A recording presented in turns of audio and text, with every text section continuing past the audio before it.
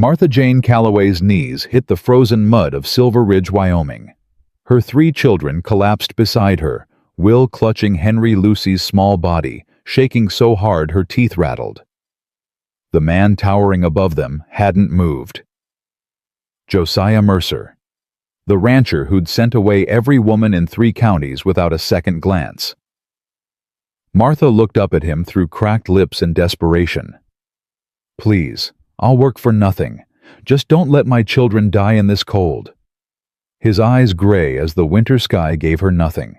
His answer would save them or end them. Stay with us until the very end. Subscribe now and comment what city you're watching from, so I can see how far Martha's story travels.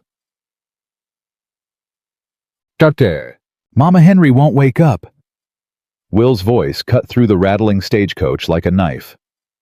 Martha Jane Calloway's heart stopped. She lunged across the cramped compartment, shoving aside the threadbare blanket they'd been sharing for warmth. Henry lay slumped against his brother's shoulder. 6 years old, lips tinged blue, eyes closed. "Henry." Martha grabbed his face, slapped his cheeks lightly. "Henry? Baby, open your eyes." Nothing. "Henry?" His eyelids fluttered, a weak cough. Then his eyes opened unfocused and glassy. "Mama, I'm so cold." Martha pulled him against her chest, rubbing his arms, his back, anything to generate heat. Her hands were shaking. When had they started shaking? "Will, give me your coat." "But Mama, now." Will stripped off his worn jacket without another word. Martha wrapped it around Henry, layering it over her own shawl, already covering his thin body. Lucy whimpered from the corner, 4 years old, pressed against the coach wall, making herself as small as possible. Her blonde hair matted, her dress, the only one she owned, stained from weeks of travel. "Mama, are we gonna die?" The question hit Martha like a fist. She looked at her daughter's face, at Will's hollow cheeks, at Henry's blue lips slowly returning to something like color. 3 weeks on this stagecoach, 3 weeks of rationed food and freezing nights, and watching her children fade like candles running out of wick. "No, baby?" Martha's voice came out steady. How she didn't know. "We're not gonna die. We're almost there." "Where's their—" Martha didn't have an answer. She'd spent the last of their money on these tickets, fled Missouri with nothing but rumors. Montana needs people. Wyoming has work. Maybe there's a chance. Maybe was all she had left. The stagecoach lurched to a stop. "Silver Ridge," the driver hollered. "End of the line." Martha moved before she could think. She grabbed Lucy with one arm, pulled Henry up with the other. "We'll stay close." She kicked the door open and half fell into the frozen street. Cold. Cold like she'd never felt. Cold that sliced through her thin coat and found her bones and made her gasp for air that burned going down. Martha stumbled, nearly dropped Lucy. Will caught her arm, steadied her. "I got you, Mama." 10 years old. Acting 40. Carrying weight no child should carry because his father was dead and someone had to be the man. Martha hated what she'd made him become. She hated more that she couldn't change it. The general store. She spotted it across the street. "We need to get inside." They moved together, 4 bodies pressed close, sharing what little warmth they had. Lucy's arms wrapped around Martha's neck so tight it hurt to breathe.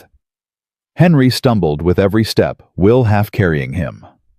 The bell above the store door jangled as Martha pushed through. Warmth hit her like a physical force. A potbelly stove in the corner. Heat radiating in waves.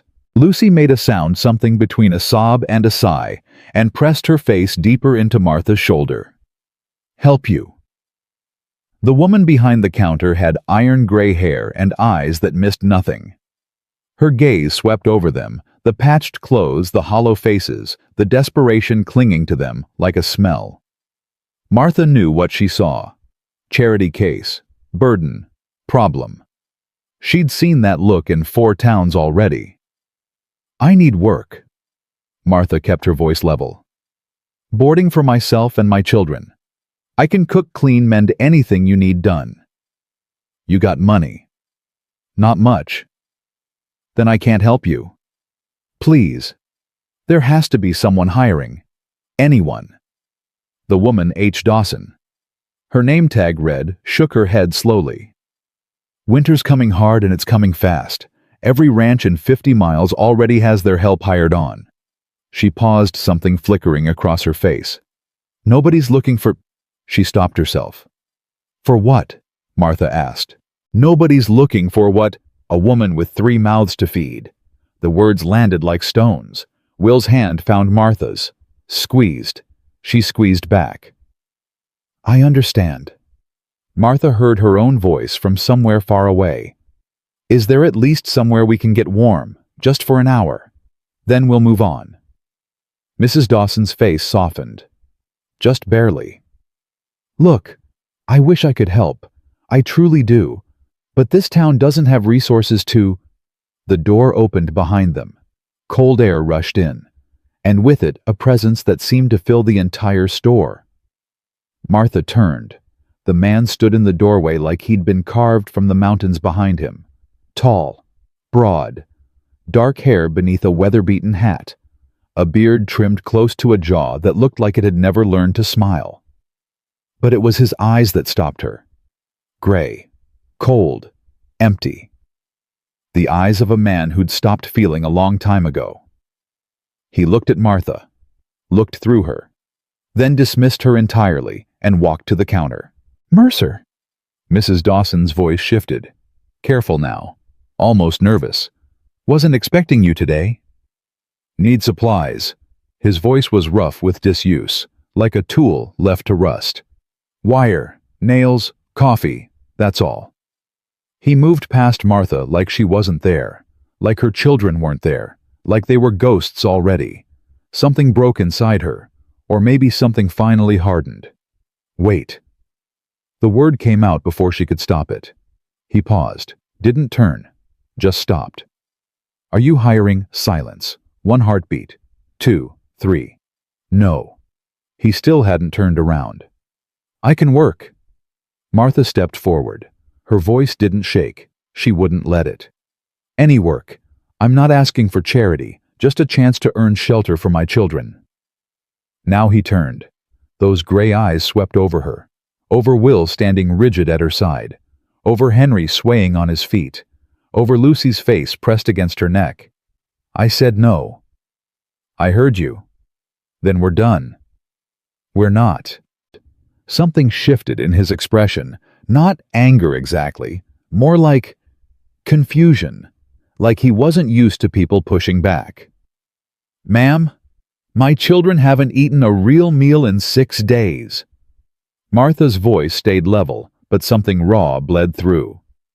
My son almost died of cold on that stagecoach an hour ago.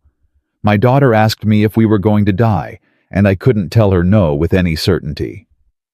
She stepped closer, close enough to see the lines around his eyes, the old grief buried beneath the emptiness. I'm not asking you to save us. I'm asking you to let us work for the right to save ourselves. The store had gone silent. Mrs. Dawson stood frozen behind the counter. Even Lucy had stopped whimpering. Josiah Mercer stared at Martha for a long moment. Then his gaze dropped to Henry. The boy had started shaking again. His lips were losing color. His eyes couldn't quite focus. Your boy. Mercer's voice changed. Something cracked beneath the ice. He's sick. He's cold. And hungry. And he'll be fine once I can get him somewhere warm. He needs a doctor. He needs food and shelter. I can handle the rest. Mercer studied her face, searching for something. Martha didn't know what. What's your name? Martha Jane Calloway. This is Will, Henry, and Lucy. Your husband. Dead. 2 years now. And you came here alone with 3 children. I came here because I had nowhere else to go. Something flickered in those gray eyes. Recognition. Like looking into a mirror and seeing your own desperation staring back. I don't run a charity, he said. I'm not asking for one. Work on my ranch is hard, harder than anything you've done. I've buried a husband and kept 3 children alive through poverty that would have broken most men. Try me." The challenge hung in the air. Mrs. Dawson made a small sound. Shock, maybe, or admiration. Mercer's jaw tightened. His hands, large scarred from years of labor, curled at his sides. Then he spoke. "My ranch is 8 miles north. You work from before dawn until after dark. You do what needs doing without complaint. The children stay out of the way." Martha's heart hammered against her ribs. "And if it doesn't work, you leave come spring. No arguments, no negotiations. You just go." "Understood." "Be ready at first light. I'll bring a wagon." He turned back to Mrs. Dawson. "Add blankets to my order, and whatever food she needs to get through tonight." Then he paid, collected his supplies, and walked out without another word. The door closed behind him. Martha stood in the sudden silence, her legs threatening to give way beneath her. "Well," Mrs. Dawson's voice was hushed. "In 30 years, I've never seen Josiah Mercer agree to anything." "What do you mean?" "That man's turned away every woman in 3 counties, good women, capable women. They've offered him everything short of selling their souls, and he's sent them all packing." "Then why did he say yes to me?" Mrs. Dawson looked at her, really looked with something like wonder. "I don't know. But whatever you said to him, whatever he saw in you, you might just be the first person to crack that wall in 8 years. What happened 8 years ago?" "His wife died."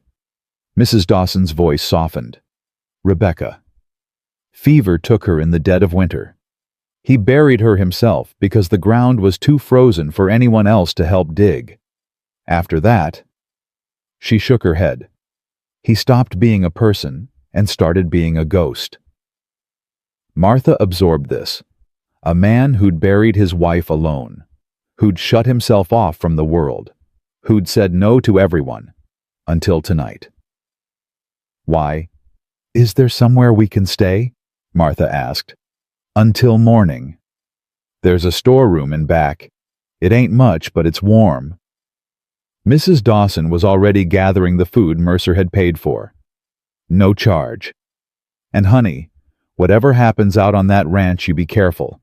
That man isn't cruel, but he's broken, and broken things sometimes cut deepest." The storeroom was barely 10 feet square. 1 cot, a wash basin. A window so frosted over it might as well have been a wall. But it was warm, and after 3 weeks of frozen stagecoach seats and sleeping in stations warm, felt like heaven. Martha got the children settled first. Will and Henry on the cot, Lucy squeezed between them. She piled every coat and blanket over their bodies until they looked like 1 lump instead of 3. "Eat first." She unwrapped the food Mrs. Dawson had given her. Bread, dried beef, cheese, apples, more food than they'd seen in weeks. Henry's eyes went wide. "All of this for us. All of it, slowly now. You'll get sick if you eat too fast." She watched them eat, watched the color return to their cheeks, watched Henry's hand stop shaking, watched Lucy actually smile for the first time in days. This was why she'd kept going, not for herself, never for herself. For them. "Mama," Will's voice was quiet, the serious one, the one who saw too much. "That man at the store, do you trust him?" Martha considered the question. Did she trust Josiah Mercer? No. She didn't know him. Couldn't trust someone she didn't know. But she'd seen something in his eyes when he looked at Henry. Something that cracked through the ice. "I think he's a man who lost something important," she said finally. "And I think lost people sometimes understand other lost people." "That's not an answer." "It's the best one I have." Will chewed on this, then nodded slowly. "I'll watch him," he said. "Make sure he doesn't hurt you or the others." "Will." "I'm the man now, Mama. Pa said so before he died. He said to take care of you. Martha's throat tightened. Samuel, her husband, dead 2 years now, buried in a grave she'd never see again.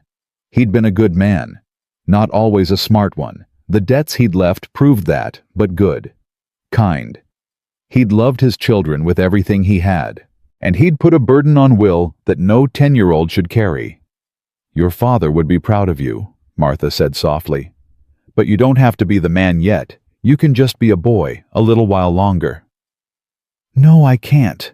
Will's voice held no self-pity, just fact. But that's okay, Mama. I don't mind. He did mind. She could see it in the shadows under his eyes, in the way his shoulders stayed tense even when he slept. But he'd never admit it. Never complain. Her brave, broken boy. Martha kissed his forehead. Sleep now. Tomorrow's going to be hard.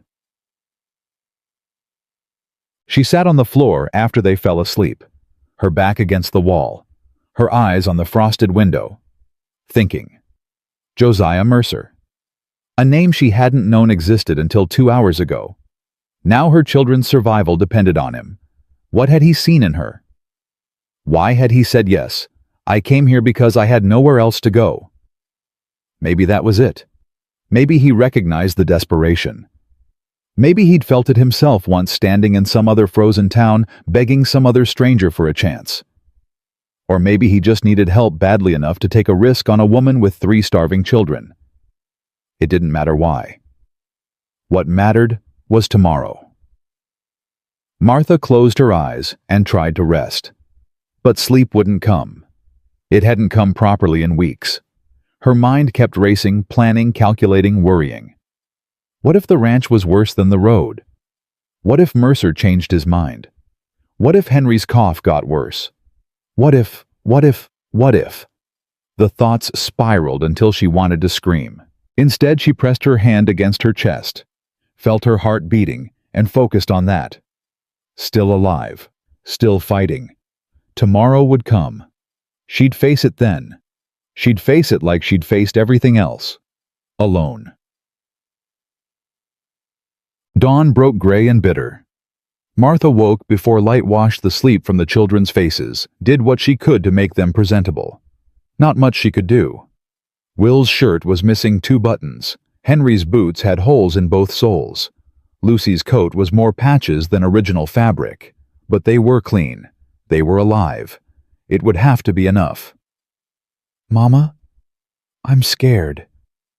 Lucy's whisper came as Martha braided her hair. I know, baby. What if the man is mean? Then we'll leave.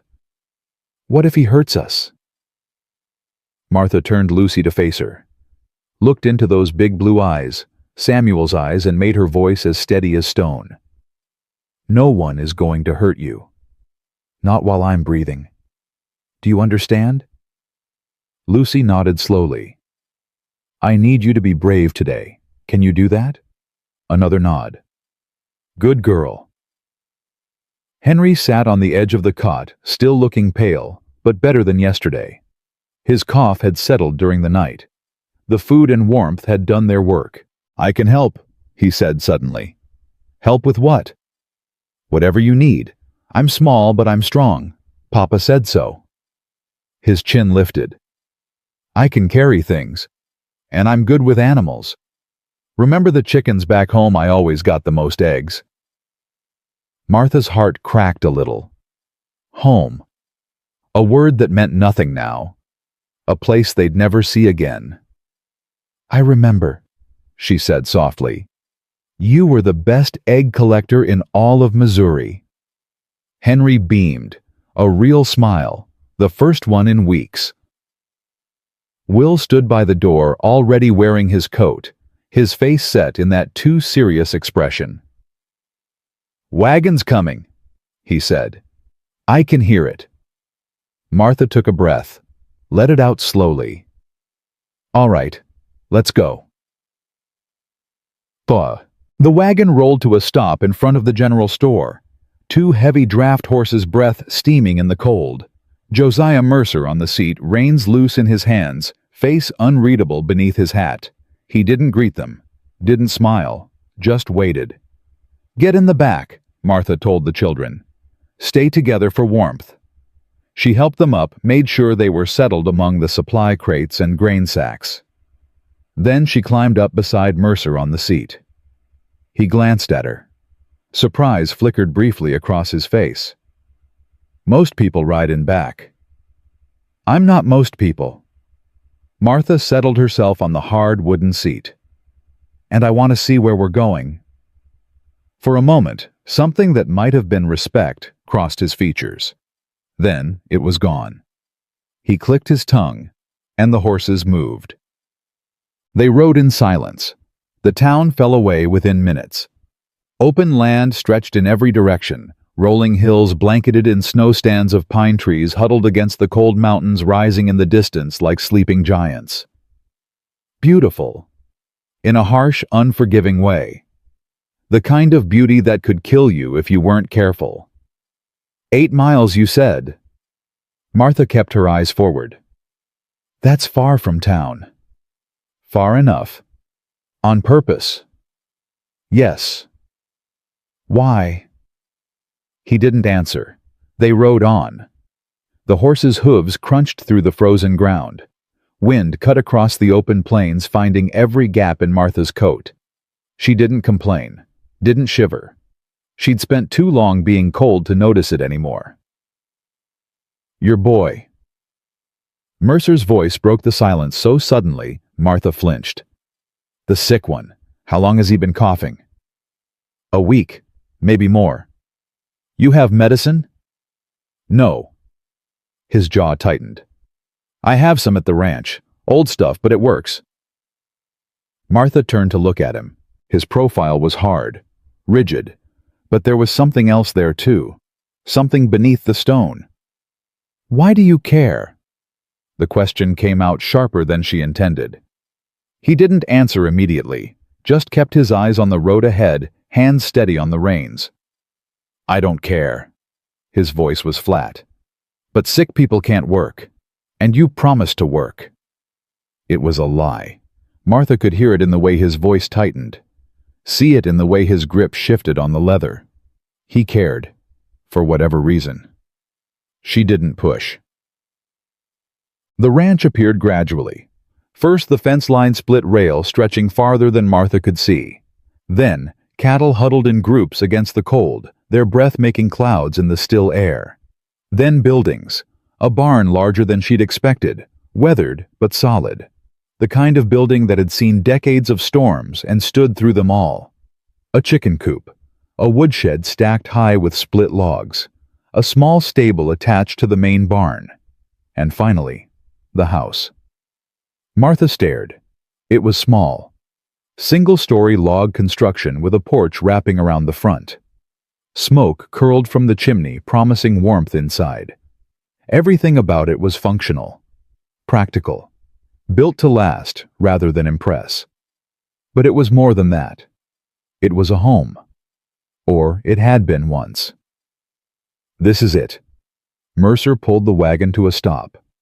Get the children inside. I'll see to the horses. He climbed down and walked toward the barn without looking back. Martha sat for a moment staring at the house. Her children's faces appeared over the wagon's edge. Mama. Will's voice was cautious. Is this it? This is it. It's small. It's warm. Lucy peeked out her eyes wide. It looks nice. Nicer than the stagecoach. Henry said nothing. Just stared at the house with an expression Martha couldn't read. Come on. She climbed down, helped them out of the wagon. Let's see our new home. The inside stopped her cold. Not because it was bad, because it was empty. A main room with a stone fireplace, a table with 4 chairs, a kitchen area with a cast-iron stove radiating blessed heat, 2 doors leading to other rooms, a rifle mounted above the fireplace, a clock on the mantel, and nothing else. No decorations, no photographs, no signs that anyone actually lived here except the basics of survival. Except the books. Martha noticed them immediately. A shelf beside the fireplace filled with more volumes than she'd seen since leaving Missouri. History, poetry, novels. A Bible with worn edges. "There's books." Henry's voice held wonder. "Mama, look at all the books. I see them, baby." "Can I read one?" "We'll ask first." The front door opened. Mercer stepped inside, stomping snow from his boots. "Your room's through there." He gestured to one of the doors. "Mine's the other one. Don't go in it." Martha nodded. "Understood." Kitchen stocked. "You can make breakfast while I show your boy the barn." "Which boy?" Mercer's gaze went to Will. Something passed between them. Assessment, maybe. Sizing each other up. "The older one, if he's willing to learn." Will straightened. His shoulders went back. That too serious expression hardened into something like determination. "I'm willing." "Then come on. Work doesn't wait." They left together, the silent rancher and the boy trying too hard to be a man. Martha watched them go. Then she turned to face the kitchen and got to work. The stove was temperamental. Martha learned this the hard way. Her first batch of biscuits came out black, on the bottom barely cooked on top. The damper stuck. The heat ran uneven. The whole thing seemed to have a personality of its own. But she adjusted. She always adjusted. By the time footsteps approached from outside, she had coffee-made bacon-fried eggs scrambled and biscuits that were actually edible. The door opened. Mercer and Will came in together, both red-cheeked from cold. But Will looked different. His eyes were brighter. His shoulders weren't quite so hunched, and when he looked at Martha, there was something new in his face.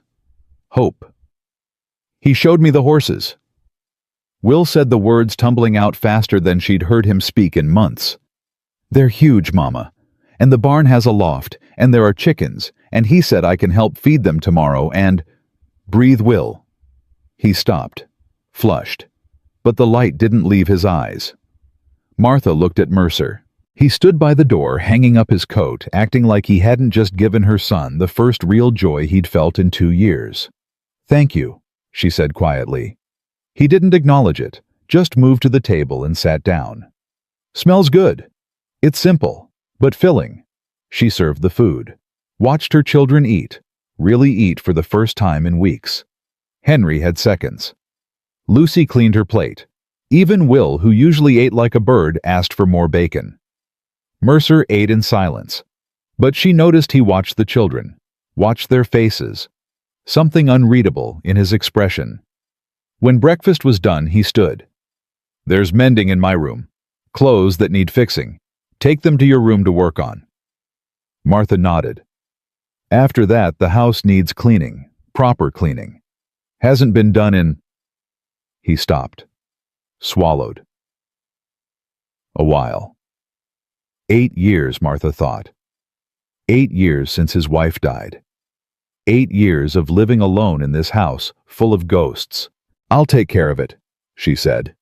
He nodded once, sharp, then turned to Will. "You ready for more work?" Will jumped up so fast he nearly knocked over his chair. "Yes, sir." Something flickered across Mercer's face. Pain, maybe. Or memory. "Don't call me sir. Josiah's fine." Then they were gone again. Martha stood in the quiet kitchen surrounded by dirty dishes and the smell of bacon and felt something she hadn't felt in longer than she could remember. Safety. It wasn't trust. Not yet. She didn't know this man didn't know what he was capable of. But for the first time in 2 years, she wasn't running. For the first time in 2 years, she had a place to stand. It would have to be enough. The days fell into rhythms. Martha learned the house like she'd learned everything else in her life through work and observation and sheer stubborn refusal to fail. The stove needed the damper adjusted every hour. The floors creaked in 3 specific places. The kitchen pump stuck if you didn't prime it just right. The windows leaked cold air that no amount of rags could completely stop. She learned Josiah Mercer too. Learned that he woke before dawn and started the fire before anyone else stirred. Learned that he took his coffee black and strong, no sugar. Learned that he answered questions with as few words as possible, and sometimes didn't answer at all. Learned that he watched her children when he thought no one was looking. Not with suspicion, not with resentment, with something almost like hunger, like a starving man watching others eat. Will followed him everywhere. The boy who'd been so closed off, so careful, started opening like a flower toward sun. He asked questions constantly about the horses, about the cattle, about how things worked and why. And Josiah answered, every single time. Patient, thorough, teaching without condescension. He's good with him. Martha said it aloud one afternoon, watching through the window as Josiah showed Will how to mend a fence. Who? Lucy looked up from the dough she was helping knead. Mr. Mercer, with your brother. He's nice. Lucy considered this with the gravity only a 4-year-old could muster. Quiet nice, not loud nice like Papa was. Martha's throat tightened. That's a good way to put it, baby. Henry was different. He didn't follow Josiah the way Will did. Instead, he'd found the chickens. Every morning, before Martha even called him for breakfast, Henry was in the coop, talking to the hens, collecting eggs, making friends with a particular speckled hen he'd named Biscuit. She likes me best, he told Martha seriously one evening. She lets me pick her up. She doesn't let anyone else do that. Maybe you have a gift with animals. Papa said I did. Henry's face clouded briefly. He said I'd make a good farmer someday. Martha pulled him close, pressed a kiss to the top of his head. Your papa was right. 2 weeks passed, then 3. The house transformed under Martha's hands, floors scrubbed until they gleamed, windows washed, clothes mended, kitchen organized until everything had its proper place. And slowly, so slowly, she almost didn't notice it. The house started feeling less like a museum and more like a home. Then came the night that changed everything.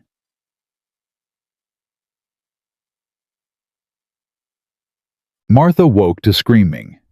Not human screaming. Wind. Wind that howled against the house like a living thing, rattling windows, finding every crack and gap and filling them with cold. She was out of bed before she fully woke, in the main room before she could think. Josiah stood at the window, fully dressed, staring out at something that looked like the end of the world. What's happening? He turned. His face was grim. Blizzard. Bad one. Came in faster than I expected. He grabbed his coat from the hook. Fence is down in the north pasture. The cattle, they'll freeze. Yes. Martha didn't hesitate. I'm coming with you. No. You can't do this alone. You'll die out there. So will you. She was already pulling on her boots. And if the cattle die, we all die anyway. This isn't about heroics, it's about survival. He stared at her, that gray gaze searching her face for something. Whatever he found made him nod. Get dressed, warmest things you have. 2 minutes. Martha was ready in 1. The storm was like nothing she'd ever experienced. Wind that knocked her sideways. Snow that fell so thick she couldn't see her hand in front of her face. Cold that bit through her borrowed coat and found her bones within seconds. She stayed close to Josiah, followed his dark shape through the white nightmare. Trusted him to know the way when she couldn't see anything. The barn loomed out of the snow like a ghost. Inside they saddled horses with fingers already going numb. Josiah handed her a coil of rope. Stay behind me. Follow exactly where I go. If you lose sight of me, follow the fence line back. Don't try to find me. Don't try to be brave. Just survive. Understand? Martha understood. I understand. They rode out into hell. Time stopped meaning anything. There was only the horse beneath her, the shape of Josiah ahead, the endless assault of wind and snow and cold. Her fingers went numb first, then her face, then something deeper, a core coldness that settled into her chest and made every breath a battle.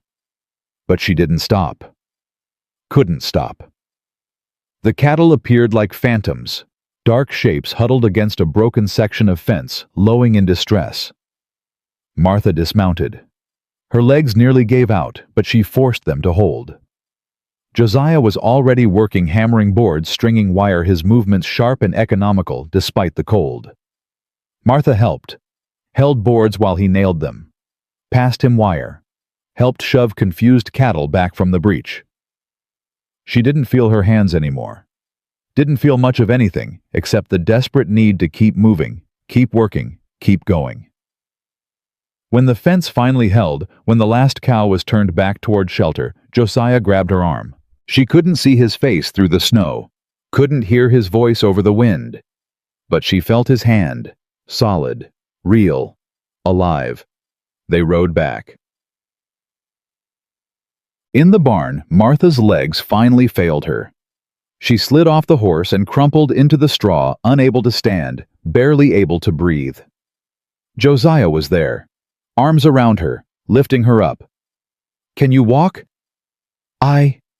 Her voice came out a croak. "I don't know. Try." She tried.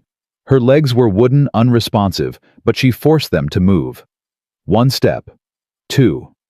Josiah kept his arm around her waist, took most of her weight, got her inside. The house was warm. Will had kept the fire blazing. Henry and Lucy were curled together on the rug asleep. "Sit." Josiah guided her to the chair by the fireplace.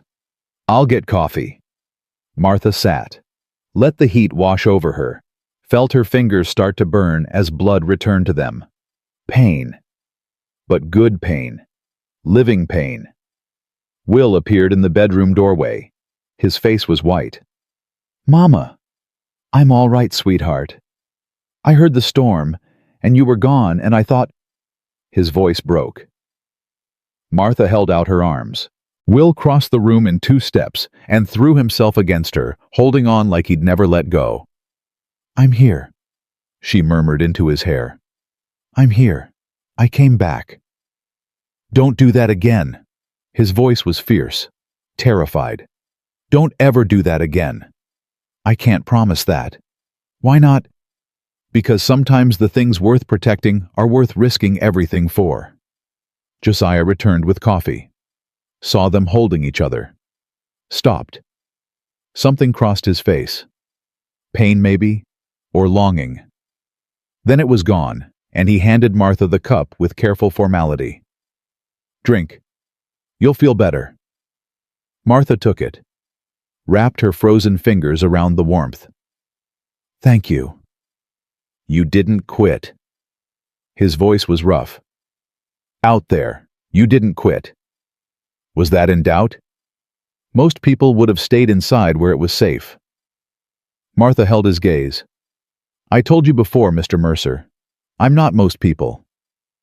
Something shifted in his expression. The wall cracked. Just a little. "No," he said quietly. "You're definitely not." He sat down across from her. They drank coffee in silence while the storm raged outside, and Will slowly relaxed against Martha's side. And somewhere in that silence, something changed. Not words, nothing as simple as words, just recognition. 2 people who'd stood against something that could have killed them. Neither had broken. That meant something. Martha wasn't sure what yet, but she intended to find out. The storm broke 3 days later. Martha stood on the porch at dawn, watching the sun turn the snow-covered world into a field of diamonds. Behind her, she could hear the children stirring. Henry talking to Lucy about Biscuit the chicken.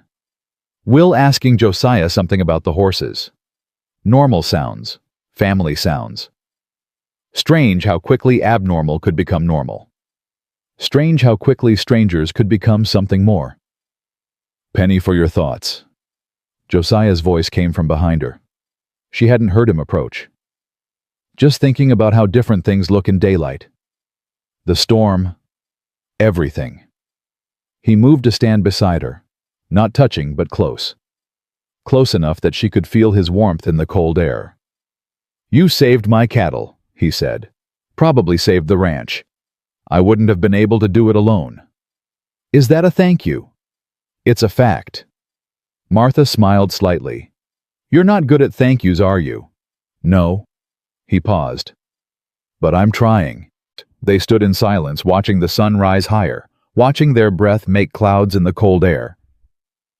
"Why did you say yes?" Martha asked finally. "That day in the store. Everyone says you turn everyone away. Why not me?" Josiah was quiet for a long time. When he spoke, his voice was different, softer, like he was letting her see something he usually kept hidden. "Because you reminded me of someone." "Your wife?" "No." He shook his head slowly. "Myself. 20 years ago. Standing in another town asking another stranger for a chance." He paused. "Someone gave me one. A rancher named Caleb Winslow. He took me in when I had nothing. Taught me everything. Left me this place when he died." "So you're paying it forward?" "Something like that." Martha turned to look at him. Really look. The hard lines of his face, the gray eyes that weren't quite as cold as they'd been 3 weeks ago. The way his hands hung at his sides, strong hands, capable hands, hands that could be gentle when they needed to be. "Will looks up to you," she said. "Henry's happier than he's been since his father died. Lucy isn't scared anymore. And you?" The question surprised her. "What about me? Are you still scared?" Martha considered this. Considered him. "Less than I was." Something like relief flickered across his features. "Good." He cleared his throat. "I should check the fences, make sure last night didn't bring any more down." He started to turn away. "Josiah." He stopped, looked back. Martha held his gaze. "Thank you for giving us a chance." For a moment he just looked at her. Then slowly the corner of his mouth lifted. Not quite a smile, but closer than anything she'd seen from him before. "You're welcome, Mrs. Calloway." Then he was gone, walking toward the barn, and Martha stood on the porch watching him go, feeling something she hadn't let herself feel in 2 long years. Hope. Dangerous, fragile, terrifying hope. She let herself feel it anyway.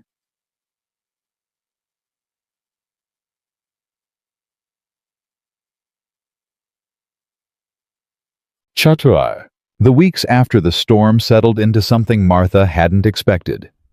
Peace. Not the fragile, waiting for disaster kind of peace she'd known in Missouri. Something steadier. Something that felt almost like it might last. She woke each morning before dawn, started the fire, put coffee on. By the time Josiah emerged from his room, the kitchen was warm and breakfast was cooking. They'd exchange a nod, nothing more, and he'd take his coffee to the porch while she finished preparing the meal.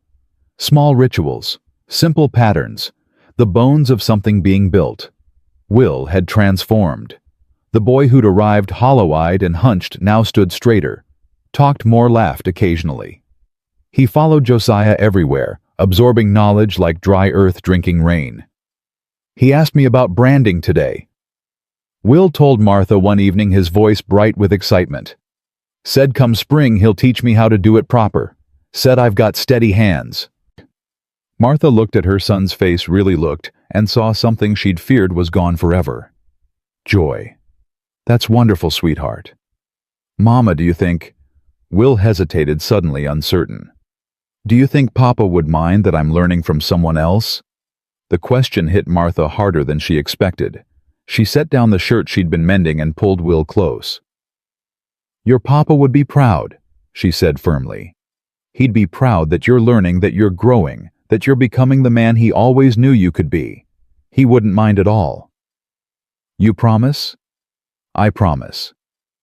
Will nodded slowly, then quieter. "I still miss him, but it doesn't hurt as much as it used to. Is that bad?" No, baby. That's healing. That's exactly what it's supposed to feel like. Henry had found his place too. The chickens had become his domain. He collected eggs each morning with the seriousness of a surgeon, reported to Martha about each hen's mood and productivity, and had lengthy conversations with Biscuit that he refused to share with anyone else. "She tells me secrets," he explained when Lucy asked. "I can't repeat them. That would be rude." Lucy herself had bloomed in unexpected ways. The fearful, clinging child who'd arrived at the ranch had started venturing out first to the porch, then to the barn, then wherever her curiosity led her. And increasingly, that curiosity led her to Josiah. Martha first noticed it on a Tuesday afternoon. She was scrubbing the kitchen floor when she heard Lucy's voice drifting through the window. "Why do you talk to the horses?" Josiah's response was too low to hear. "But they can't talk back," Lucy pressed. "That's silly." A pause. Then Josiah's voice slightly louder. "Sometimes the best listeners are the ones who can't talk back. They just hear. No judgment, no advice. Just hear." "Oh." Lucy considered this. "Like when Mama holds me and doesn't say anything." "Something like that. Do the horses like you?" "I reckon they tolerate me." "What's tolerate mean?" "It means they put up with me even when I'm difficult." "Are you difficult?" A long pause. Then so quiet, Martha barely caught it. "Sometimes." "Yes." Martha set down her brush and moved to the window. Josiah sat on an overturned bucket outside the barn, a harness in his hands that he was supposedly repairing. Lucy stood beside him close enough that her small hand rested on his knee. She'd never seen her daughter touch him before. She'd never seen Josiah allow anyone to touch him. "I think the horses like you," Lucy said decisively. "And Biscuit likes you too. Henry said so." "Did he now?" "Uh-huh. He said you're quiet, but you're not mean. He said that's the best kind of person." Josiah's hands stilled on the harness. "Your brother's a smart boy." "I know." Lucy's tone was matter-of-fact. "Mama says he gets it from Papa, but Will says I'm smart too, just different smart." "What kind of smart are you? Heart smart?" Lucy tapped her chest. "I know when people are sad, even when they pretend they're not." She tilted her head, studying Josiah's face. "You're sad a lot, but you're getting less sad. I can tell." Martha held her breath. Josiah was silent for a long moment. When he spoke, his voice was rough. "You might be the smartest person I've ever met, Lucy Calloway." Lucy beamed. "Mama says that too, but I think she's just being nice." "I'm not being nice. I mean it." "Oh." Lucy processed this. Then, "Can I help you fix the harness?" "Do you know anything about harnesses?" "No, but I can learn. Will says you're a good teacher." Another long pause. Then Josiah shifted over on the bucket-making room. "Sit here. I'll show you how it works." Lucy scrambled up beside him, and Martha watched them through the window. The broken man and the 4-year-old girl heads bent together over a piece of leather and felt something crack open in her chest. She turned back to her scrubbing and didn't try to name what she was feeling. Some things were too fragile for words. That night, after the children were asleep, Martha found herself unable to settle. The house was quiet, the fire burning low, and restlessness drove her to the main room, where she found Josiah at the table, with a ledger open before him. "Can't sleep?" she asked. He looked up. Something flickered in his eyes, surprise maybe at finding her there. "Accounts." He gestured at the ledger. "Trying to figure how we'll make it through to spring." "We..." The word hung between them. Josiah's jaw tightened. "The ranch. How the ranch will make it." Martha moved closer, looking at the numbers spread across the page. She could read unusual enough for a woman of her station, but more than that, she understood what she was seeing. "You're short." "Some?" "More than some." She traced a column with her finger. "Feed costs are too high. And you're planning for repairs that should have been done last summer. He stared at her. You can read ledgers. I can read most things. My mother was a teacher before she married. She taught me everything she knew. Martha pulled out the chair across from him and sat down. Show me the rest.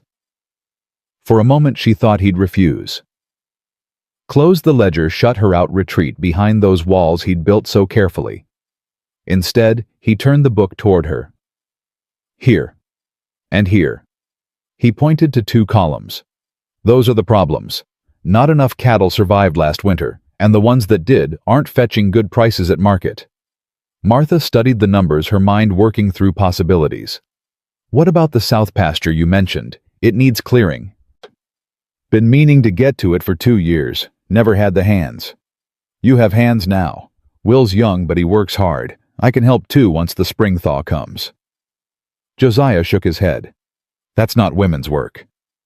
I didn't realize survival had a gender. Martha met his eyes evenly.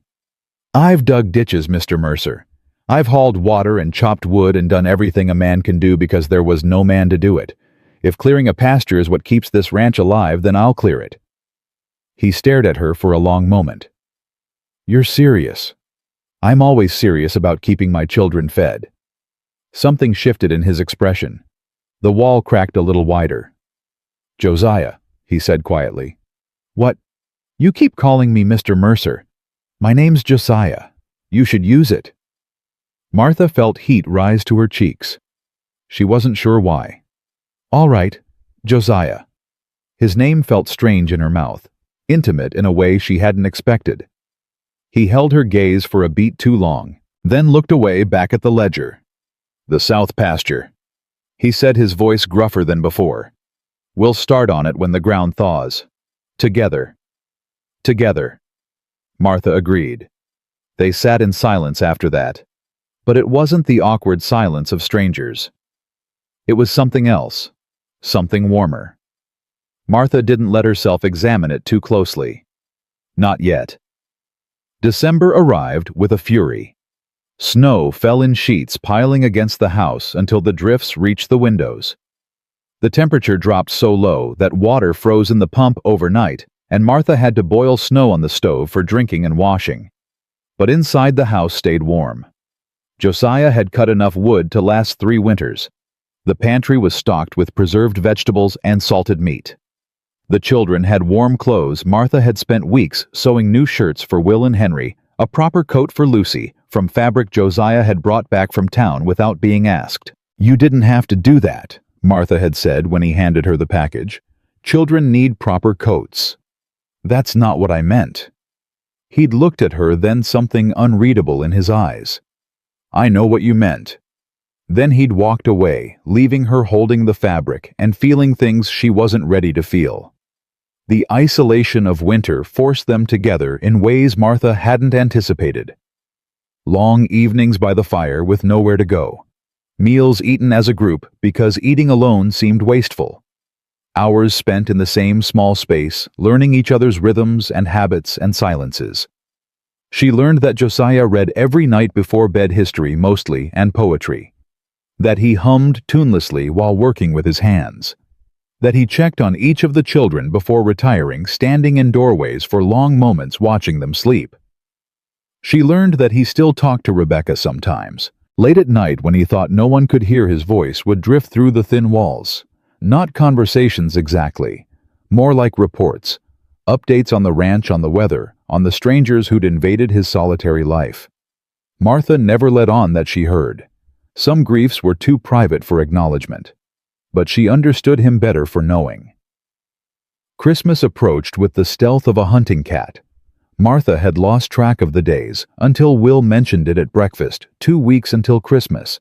And what were they going to do? Martha looked up from her coffee. What do you mean? For Christmas? Papa always... Will stopped. His face clouded. Never mind. But Henry picked up where his brother left off. Papa made us things, special things, and Mama made a cake with the sugar she'd saved all year, and we sang songs. We don't have to do any of that. Will said quickly, glancing at Josiah. "It doesn't matter." But it did matter. Martha could see it in the way Henry's shoulders slumped, in the way Lucy's eyes dropped to her plate. "Of course we'll celebrate Christmas," she said firmly. "We'll find a way." Josiah said nothing, just finished his breakfast and headed outside with Will, same as every morning. But that night, after the children were asleep, Martha heard sounds from the barn that shouldn't have been there. She pulled on her coat and crossed the frozen yard, curiosity overcoming caution. The barn door was cracked open. Lamplight spilled out. She peered inside. Josiah sat at his workbench, tools spread before him, hands moving with careful precision over a block of wood. He was carving something. Martha watched fascinated as the wood took shape under his hands. A horse. A small wooden horse with a flowing mane and delicate legs. "You can come in." His voice made her jump. He hadn't looked up. No point standing in the cold. Martha pushed the door open and stepped inside. The barn was warmer than outside animal heat from the horses, residual warmth from the day. "I didn't know you could carve." "Haven't in a while." He turned the horse over, examining it critically. "Not since Rebecca died.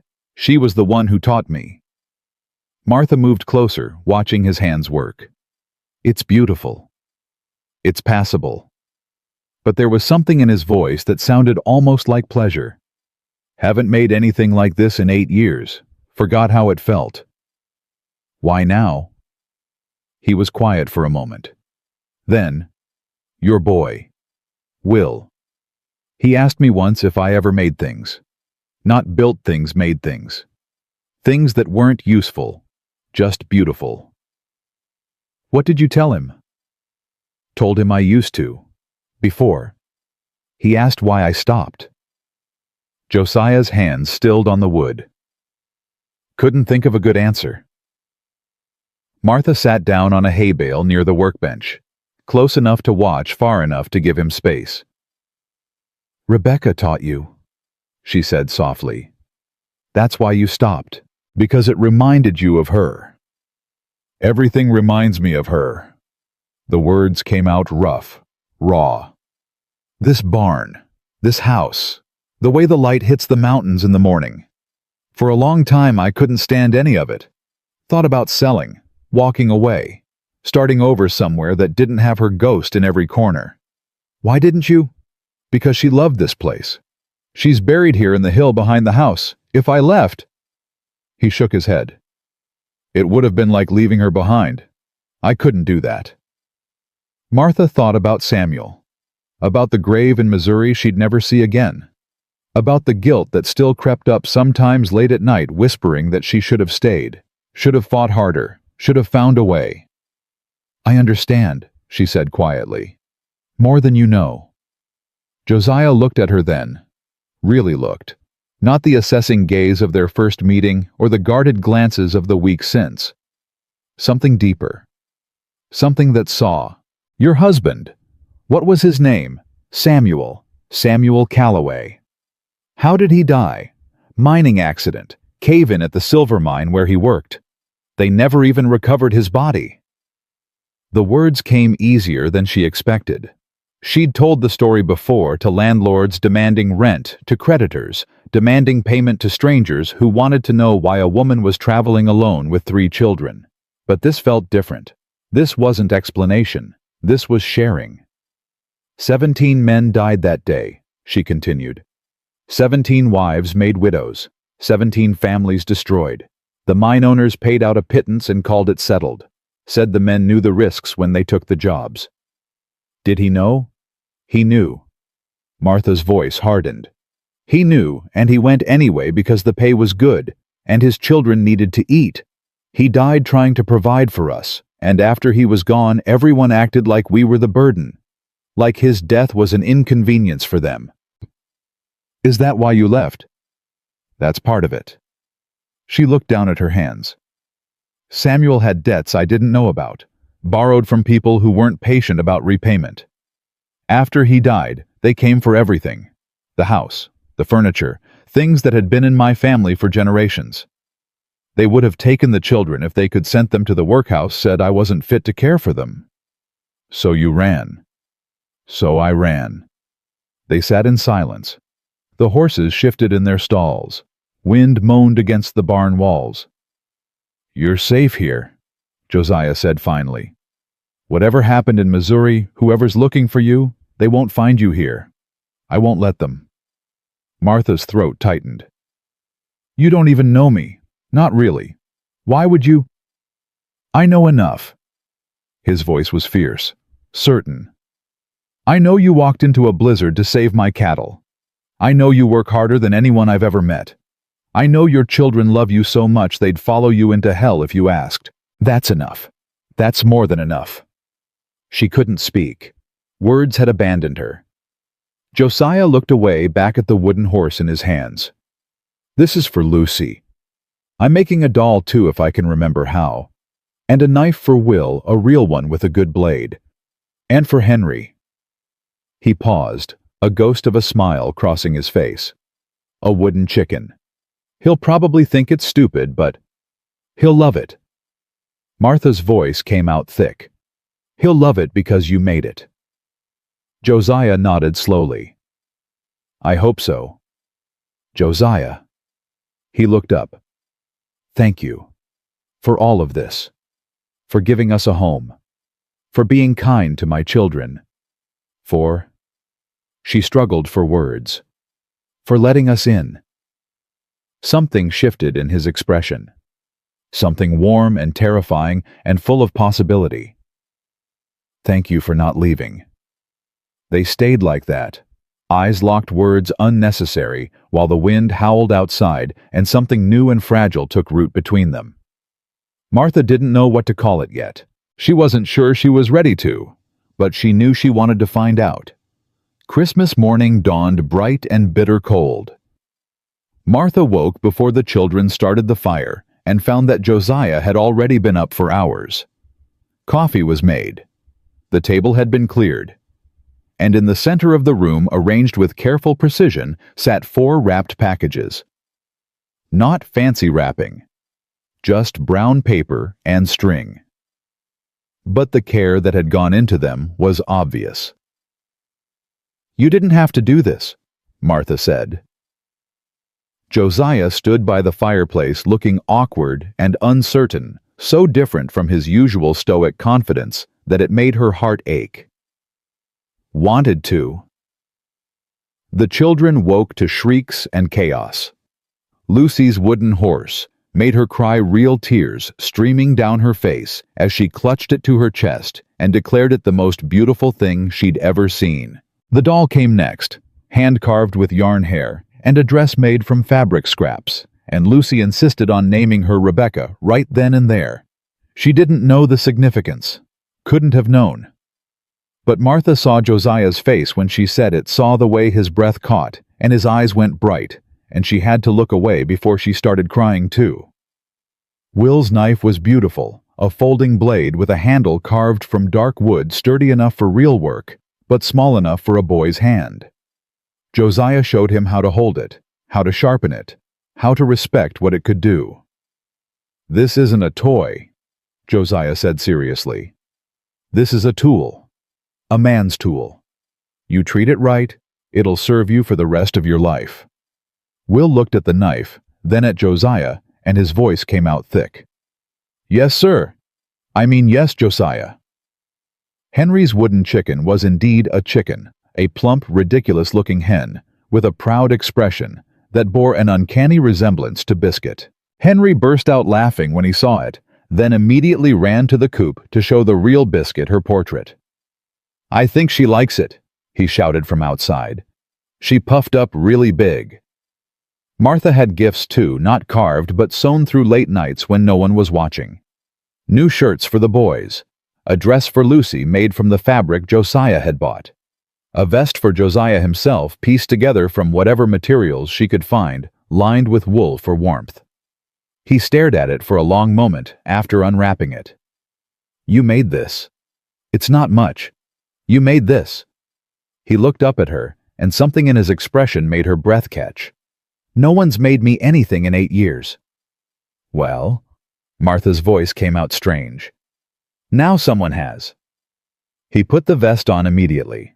Wore it for the rest of the day.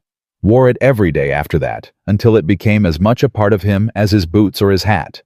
And Martha pretended not to notice how that made her feel. The day after Christmas, Josiah asked Martha to walk with him.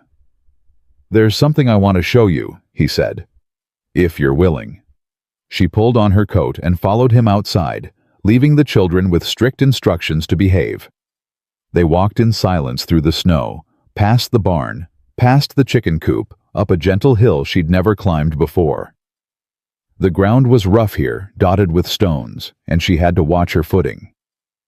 At the top of the hill, she understood why. A grave marker. Simple wood weathered by 8 years of Wyoming weather, but still legible.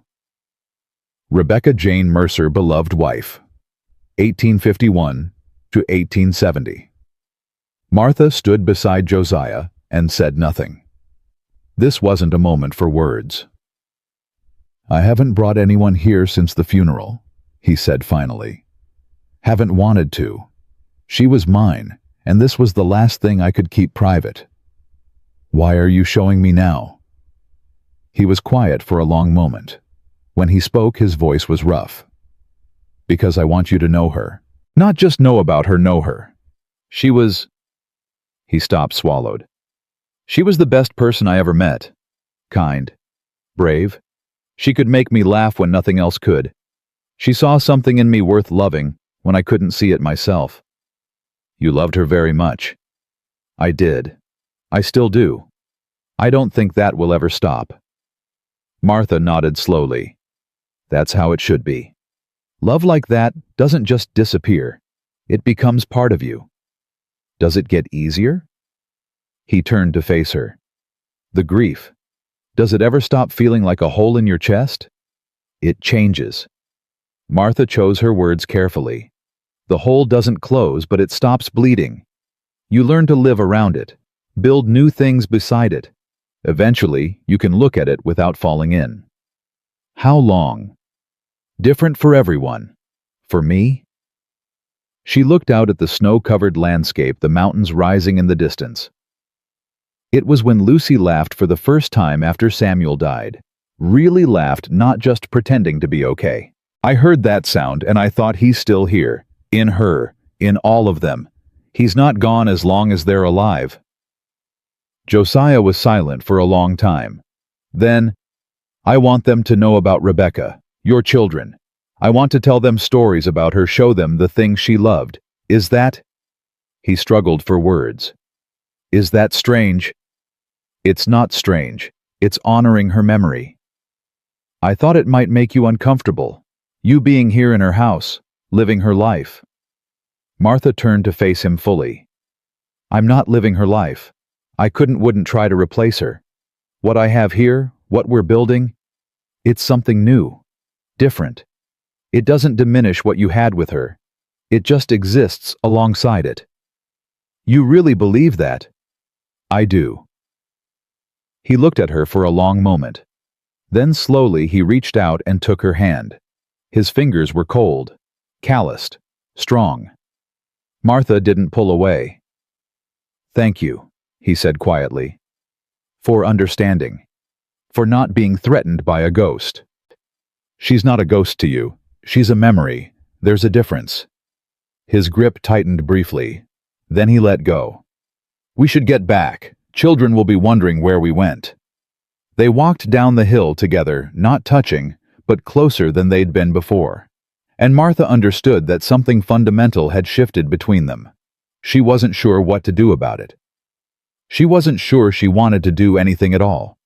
But she knew with the bone-deep certainty of someone who'd learned to trust her instincts that whatever came next would change everything. For better or worse. New Year's Eve arrived quiet and cold. The children were asleep. The house was still. Martha sat by the fire with a cup of tea she'd let go cold, staring at nothing. Josiah appeared in the doorway of his room. Couldn't sleep. Too much thinking. He crossed to the chair across from her and sat down. They'd fallen into this habit, these late-night moments of conversation, when the rest of the world was sleeping. "What are you thinking about?" Martha looked at him. At this man who'd been a stranger 2 months ago and was now... what? A friend. A partner. Something more. "I'm thinking about what happens next," she said honestly. "We agreed I'd stay through winter, but winter will end, spring will come, and then... I don't know. That's the problem." Josiah leaned forward, his elbows on his knees. "What do you want to happen?" The question hung between them. Martha could lie, could give a safe answer about finding work elsewhere, starting over somewhere new, could protect herself from the risk of wanting something she might not get to keep. But she was tired of lying, tired of protecting herself, tired of running. "I want to stay," she said quietly. "Here. With my children. With you." His breath caught. She heard it clearly in the silent room. "You mean that?" "I mean it." She held his gaze. "But I need to know, is that something you want too? Or have I been reading this all wrong?" Josiah was still for so long she thought she'd made a terrible mistake. Then he stood, crossed the space between them, knelt beside her chair.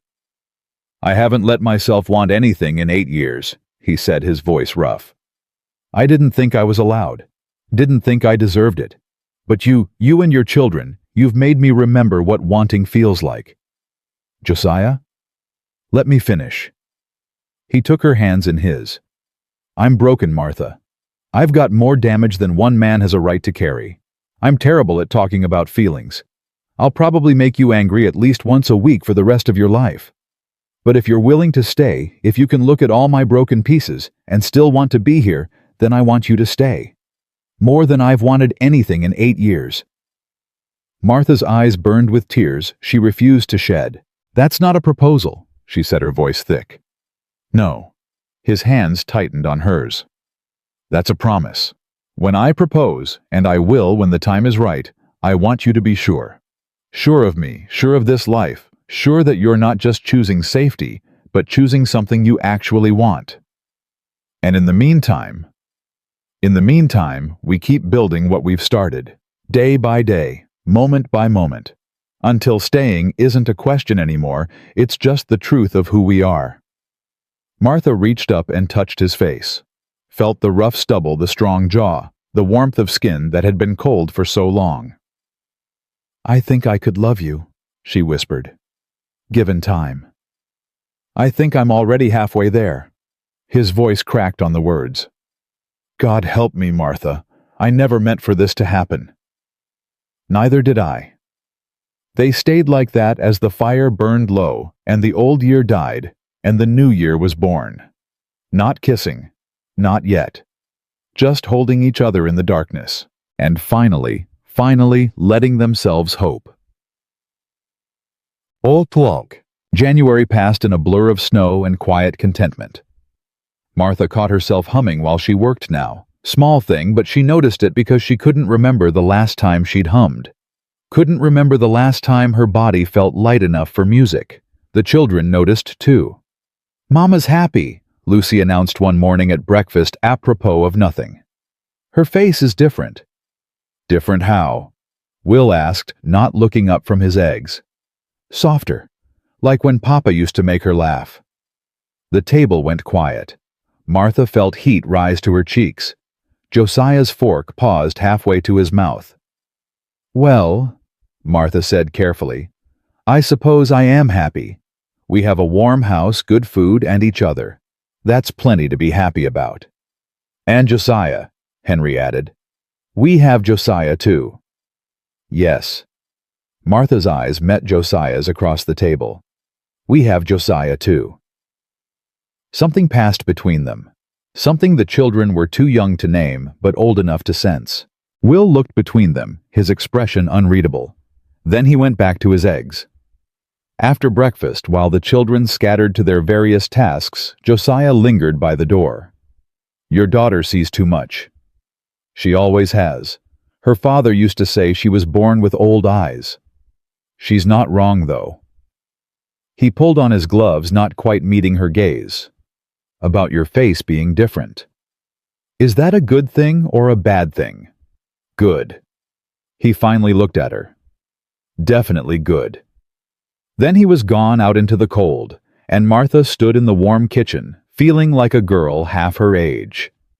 February brought a thaw. Not spring. Wyoming was months away from spring, but a softening. The brutal cold eased into something merely harsh. The snow stopped falling quite so relentlessly, and the sun, when it appeared, held a promise of warmth to come. It also brought visitors. Martha heard the horses before she saw them. 2 riders approaching from the south, moving with the purposeful pace of people who knew where they were going. She stepped onto the porch, wiping her hands on her apron, as Josiah emerged from the barn. "You expecting anyone?" she called. "No." He moved to stand beside her, his hand resting casually near the rifle he kept by the door. The riders drew closer. A man and a woman, both well-dressed for travelers, both carrying themselves with the particular stiffness of people uncomfortable on horseback. City folk. Martha could spot them a mile away. They stopped in front of the house. The man dismounted first, then helped the woman down with exaggerated care.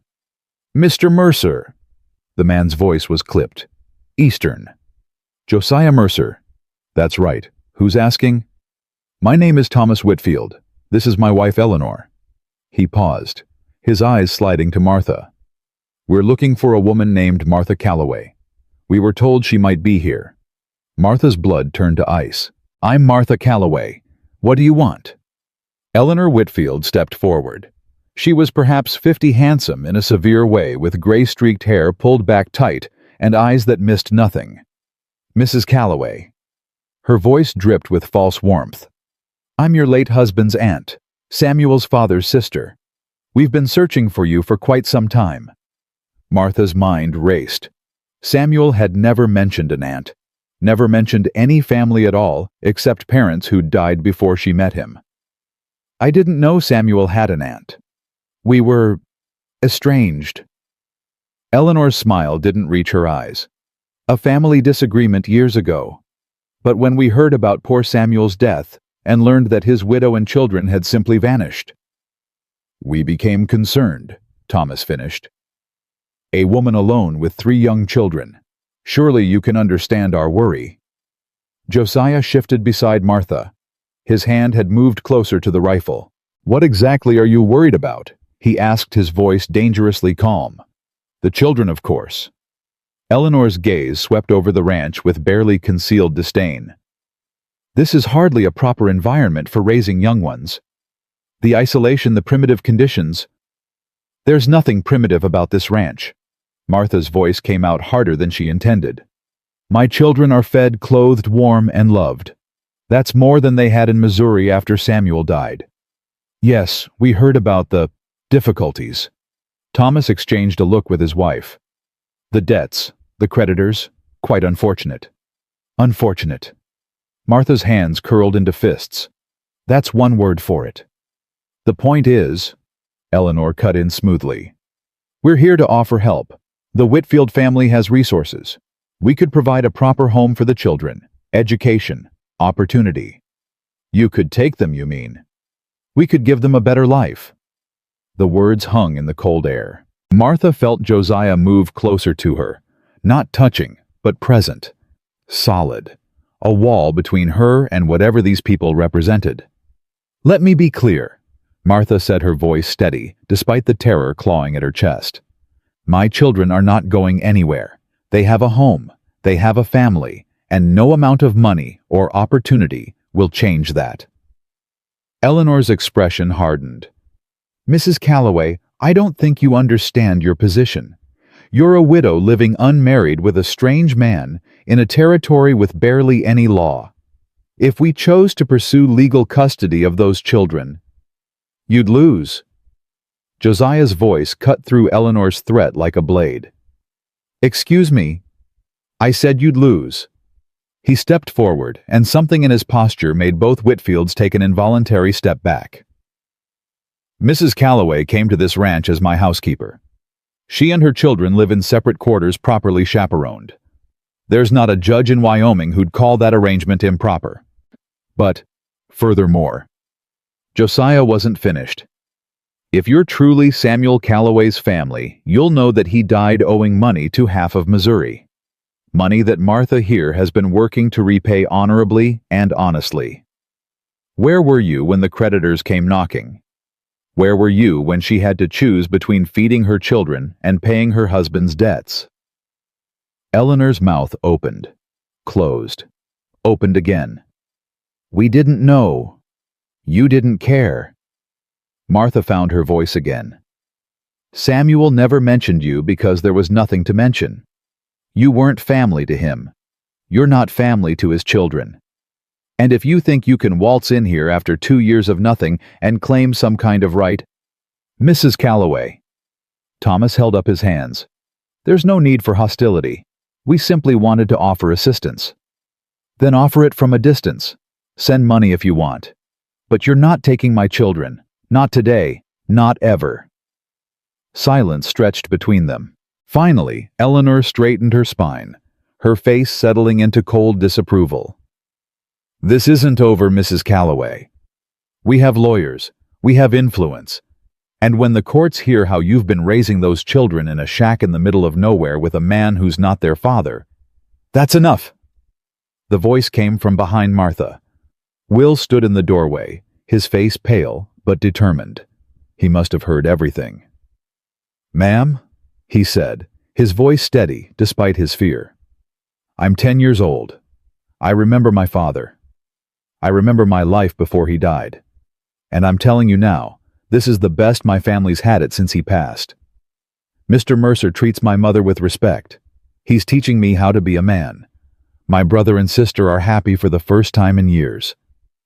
He stepped out onto the porch, positioning himself beside Martha. You want to take us away from that?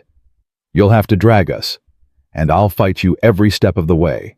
Martha's heart swelled with pride and broke with sorrow in the same moment. Her boy. Her brave, broken boy standing up to adults who wanted to tear his world apart. Eleanor stared at Will for a long moment.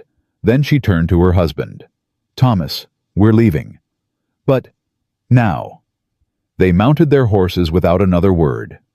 Eleanor paused once, looking back at Martha with an expression that promised this wasn't finished. Then they rode away. Martha's legs gave out the moment they disappeared over the hill. Josiah caught her before she hit the ground. I've got you. His voice was rough in her ear. I've got you. They're going to take them. Her voice came out ragged. They're going to find a way. They're not taking anyone. You don't know that. They have money. They have lawyers. They have nothing. Josiah turned her to face him, his hands firm on her shoulders. Listen to me. They have nothing. You're the mother of those children. You've cared for them, provided for them, loved them. No court in this territory is going to take children from a mother who's done nothing wrong. But living here with you is perfectly proper. His jaw tightened. Though if it would help, if it would protect the children.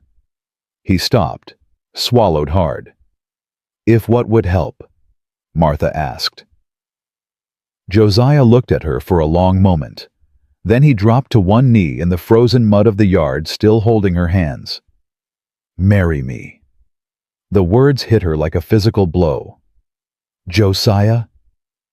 I know it's not romantic. I know this isn't how you imagined being asked. But those people are going to come back with lawyers and judges and every legal trick they can think of. And the best way to fight them is to show that your children have a family. A real, legal, unquestionable family. You don't have to do this. I know I don't have to. His voice cracked. I want to. I've wanted to since New Year's Eve. I was just waiting for the right moment, and this isn't it. This is possibly the worst moment in history, but... Yes. He froze. What? Yes. Martha's voice came out thick. I'll marry you. You will? Did you think I'd say no? I thought you'd want time. Want to be sure. Want I've had time. She knelt down to meet him in the mud, their faces inches apart. I've spent 2 months watching you with my children. Watching you teach my son and make my daughter laugh and earn my youngest's trust. I've spent 2 months learning who you are underneath all those walls. And who am I? A good man. Her voice broke. A broken man who's trying to be whole again. A man who lost everything and somehow found the courage to let people back in. Martha. I love you. The words came out before she could stop them. I didn't mean to. Didn't think I could after Samuel. But I do. I love you, Josiah Mercer, and yes, I'll marry you. He kissed her. Not gentle, not hesitant. A kiss that had 8 years of loneliness behind it. 8 years of wanting and denying and protecting himself from feeling. When they broke apart, Martha was crying. So was he. Well, Will's voice came from the porch, equal parts amused and embarrassed. Guess I should tell Henry and Lucy. Martha laughed through her tears. Yes, I think you should. Will disappeared inside. A moment later, Lucy's shriek of joy echoed across the ranch. And Martha knelt in the mud with the man who would become her husband and let herself believe finally that this was real, that this could last, that she'd finally found her way home. The wedding was simple. 2 weeks after the proposal in the front room of the ranch house with the minister from Silver Ridge and the children as witnesses. Martha wore her best dress, the one she'd arrived in mended and cleaned until it almost looked new. Josiah wore the vest she'd made him for Christmas. Do you, Josiah Mercer, take this woman to be your lawfully wedded wife? I do. And do you, Martha Jane Calloway, take this man to be your lawfully wedded husband? Martha looked at Josiah's face, at the hope and fear and love written there in equal measure. I do. The minister pronounced them married. Josiah kissed her brief and almost shy in front of the children, and suddenly it was real. Legally, irrevocably real. Lucy burst into applause. Henry grinned so wide Martha thought his face might split. Will stood with his arms crossed, trying to look unaffected, but she caught the shimmer in his eyes. Does this mean I can call you Pa? Henry asked Josiah. Will said I should ask first. Josiah's throat worked. You can call me whatever you want, Henry. Whatever feels right. Pa, then. Henry nodded decisively. You feel like a pa. The word broke something in Josiah. Martha saw it happen, watched 8 years of walls crumble in a single moment. He pulled Henry into a hug so fierce the boy squeaked. Thank you. Josiah said, his voice muffled. Thank you for letting me be that. Lucy piled on next, then after a moment's hesitation, Will. And Martha stood watching her family embrace this patchwork collection of broken people who'd somehow found each other and felt whole for the first time since Samuel died. Maybe for the first time ever. That night after the children were asleep and the minister had gone home, Martha and Josiah sat together by the fire. Not talking. Just existing in the same space in the new reality of what they'd become. It doesn't feel real, Martha said finally. Any of it. I know. 3 months ago I was on a stagecoach with 3 starving children and no hope. Now, I'm married to a difficult rancher with more emotional baggage than one man should carry. She smiled despite herself. I was going to say home, but yes, that too. Josiah reached over and took her hand. I keep waiting to wake up, he admitted. Keep expecting to open my eyes and find the house empty again. Just me in the silence, and Rebecca's ghost. Do you still talk to her? The question came out before Martha could stop it. Josiah was quiet for a moment. Sometimes. Less than before. He looked at their joined hands. I told her about you. About the children.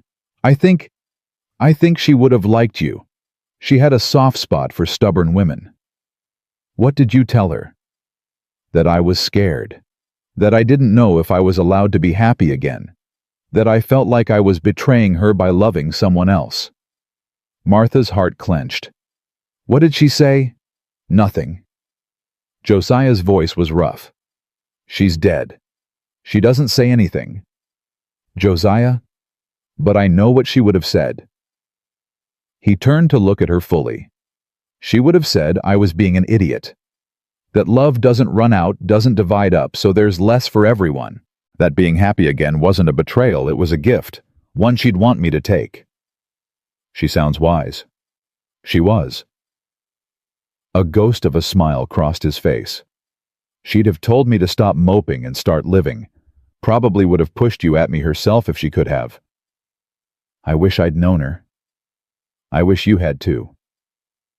They sat in comfortable silence as the fire burned low. So what happens now? Martha asked. Now? Josiah squeezed her hand. Now we live. We raise your children. We run this ranch. We face whatever comes, the Whitfields, the weather, the world together. Together. Martha tested the word. I haven't had a together in a long time. Neither have I. He lifted her hand to his lips, kissed her knuckles. Reckon we'll figure it out as we go. Reckon we will. He smiled, then a real smile, not the ghost of one, and Martha felt something loosen in her chest. Some last lingering fear that this was too good to be true, that she'd wake up back on that stagecoach with nothing. But she was here. He was here. The children were sleeping peacefully in the next room. This was real. This was home. March arrived with the kind of weather that couldn't make up its mind. Snow one day, rain the next, mud everywhere in between. The ranch became a constant battle against the elements, and Martha found herself working alongside Josiah in ways she'd never imagined. They cleared the south pasture together, just as they'd planned. Martha hauled brush and stones, while Josiah cut down dead trees. Will helped where he could, learning to use an axe with growing confidence. Even Henry pitched in, carrying water and keeping everyone fed. It was hard work, brutal work. But Martha had never felt more alive. You're not what I expected, Josiah said one evening, watching her split kindling with practiced efficiency. What did you expect? I don't know. Something softer, maybe. More ladylike. Martha snorted. I was never ladylike. Ask anyone in Missouri. I was the scandal of the county, a woman who worked alongside her husband, who spoke her mind, who refused to play the proper wife. Samuel didn't mind. Samuel loved it. She set down the axe, wiping sweat from her forehead. He used to say I was worth 3 hired hands and looked better in a dress. He meant it as a compliment. Sounds like a good man. He was. Martha's voice softened. Flawed, sometimes foolish, but good. He would have liked you, I think. You think so? I know so. He respected people who worked hard and said what they meant. That was important to him. Josiah was quiet for a moment. I hope I can live up to that. To what he was for you. For the children. Martha crossed to him, took his face in her hands. You're not replacing him. You're not trying to be him. You're building something new with us. Something that exists because of who you are, not who he was. Is that enough? It's everything. She kissed him right there in the muddy yard, with the children probably watching from the windows. Let them watch. Let the whole world watch. She was done hiding. Done being afraid. She was home, and she was staying. The letter arrived in late March. Martha was making bread when she heard horses approach. She wiped her hands and went to the door, expecting to see one of the neighboring ranchers, or maybe the minister again. Instead, she saw a courier in a crisp uniform holding an envelope like it might explode. Mrs. Martha Mercer. Her new name still felt strange. That's me. Legal correspondence from the territory of Wyoming. He handed her the envelope. You've been served. Then he was gone, riding back toward town before Martha could ask questions. Her hands shook as she opened the envelope. The words swam before her eyes, but she caught enough. Petition for custody. Minor children. Unfit environment. Whitfield family claims. Martha. Josiah's voice came from behind her. What is it? She handed him the letter, unable to speak. He read it. His face went pale, then red, then settled into something cold and hard. They're claiming Lucy isn't yours. What? They're saying she's not Samuel's biological daughter. That he adopted her from some other woman before you were married, and that makes her a Whitfield by blood. Martha's legs gave out for the second time in a month. This time, there was no one to catch her. Yo. Jumpshua. Martha sat on the floor where she'd fallen, the letter crumpled in her fist, her mind refusing to process what she'd read. Not Samuel's biological daughter. Lucy. Her Lucy. The child she'd raised from infancy, nursed through fevers, held through nightmares, loved with every fiber of her being. Not hers by blood. Martha. Josiah knelt beside her, his hands on her shoulders. Martha, look at me. She couldn't. If she looked at him, she'd fall apart completely. Is it true? His voice was careful, gentle. Did Samuel adopt Lucy before you were married? The words unlocked something in Martha's chest. Yes. Her voice came out broken. He told me when we were courting. Said there'd been a woman before me, a brief thing, a mistake. She'd died in childbirth and left him with a baby girl he didn't know how to raise. That's why he wanted to marry so quick. He needed a mother for Lucy. But you raised her. From what, 2 years old? 18 months. Martha finally looked up. She was 18 months old when I married Samuel. She called me Mama before she could say any other word. She doesn't know. She's never known. Then how do the Whitfields know? That was the question, the one that had been clawing at Martha's mind since she read the letter. I don't know. Samuel never talked about his family, said they'd disowned him years ago, wanted nothing to do with him. She pressed her palms against her eyes. Maybe they had records. Maybe someone in Missouri talked. Maybe... It doesn't matter how they know. Josiah's voice hardened. What matters is what we do about it. What can we do if Lucy isn't mine by blood, and she's not Samuel's by blood, then? She's yours. His hands tightened on her shoulders. She's yours in every way that matters. You're her mother. You've been her mother for 4 years. No piece of paper changes that. The law might see it differently. Then we fight the law. Martha looked at her husband still so strange to think, and saw something in his eyes she hadn't expected.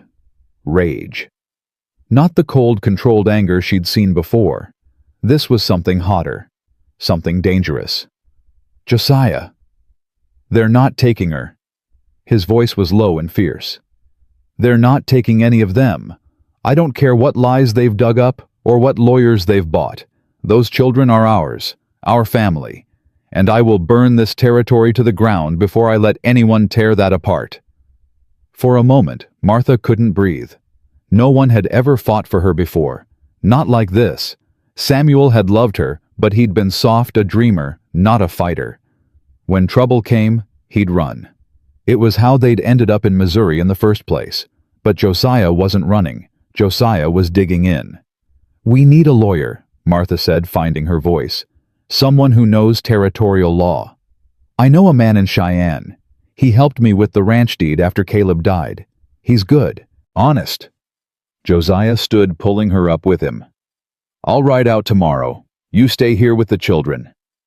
I should come. No. His tone left no room for argument. The Whitfields are watching, waiting for us to make a mistake. If we both leave, they could claim the children were abandoned. You need to stay, protect them. He was right. Martha hated that he was right. What do I tell them? Lucy's going to ask why you're gone. Tell her I'm handling business in town, nothing more. She doesn't need to carry this weight. And Will? Josiah hesitated. Will should know, he said finally. He's old enough. And if something happens, if the Whitfields come while I'm gone, he needs to understand the stakes. Martha nodded slowly. Her eldest. Her boy, who was trying so hard to be a man. another burden she never wanted to put on his shoulders. But he'd carry it anyway. He always did. Josiah left before dawn.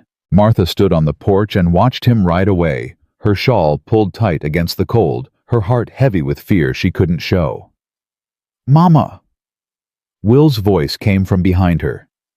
He'd been awake when she told him had listened to the whole story with that too serious expression that made him look 30 instead of 10. "He's gone." She didn't turn around. "It's just us now until he gets back. I won't let them take Lucy." "Will, I mean it." He moved to stand beside her. "I don't care what some paper says. She's my sister. She's always been my sister. Blood doesn't make family." The words hit Martha like a physical blow. Blood doesn't make family. How many times had she thought those exact words? How many times had she told herself that loving Lucy was enough, that raising her was enough, that it didn't matter who had given birth to her?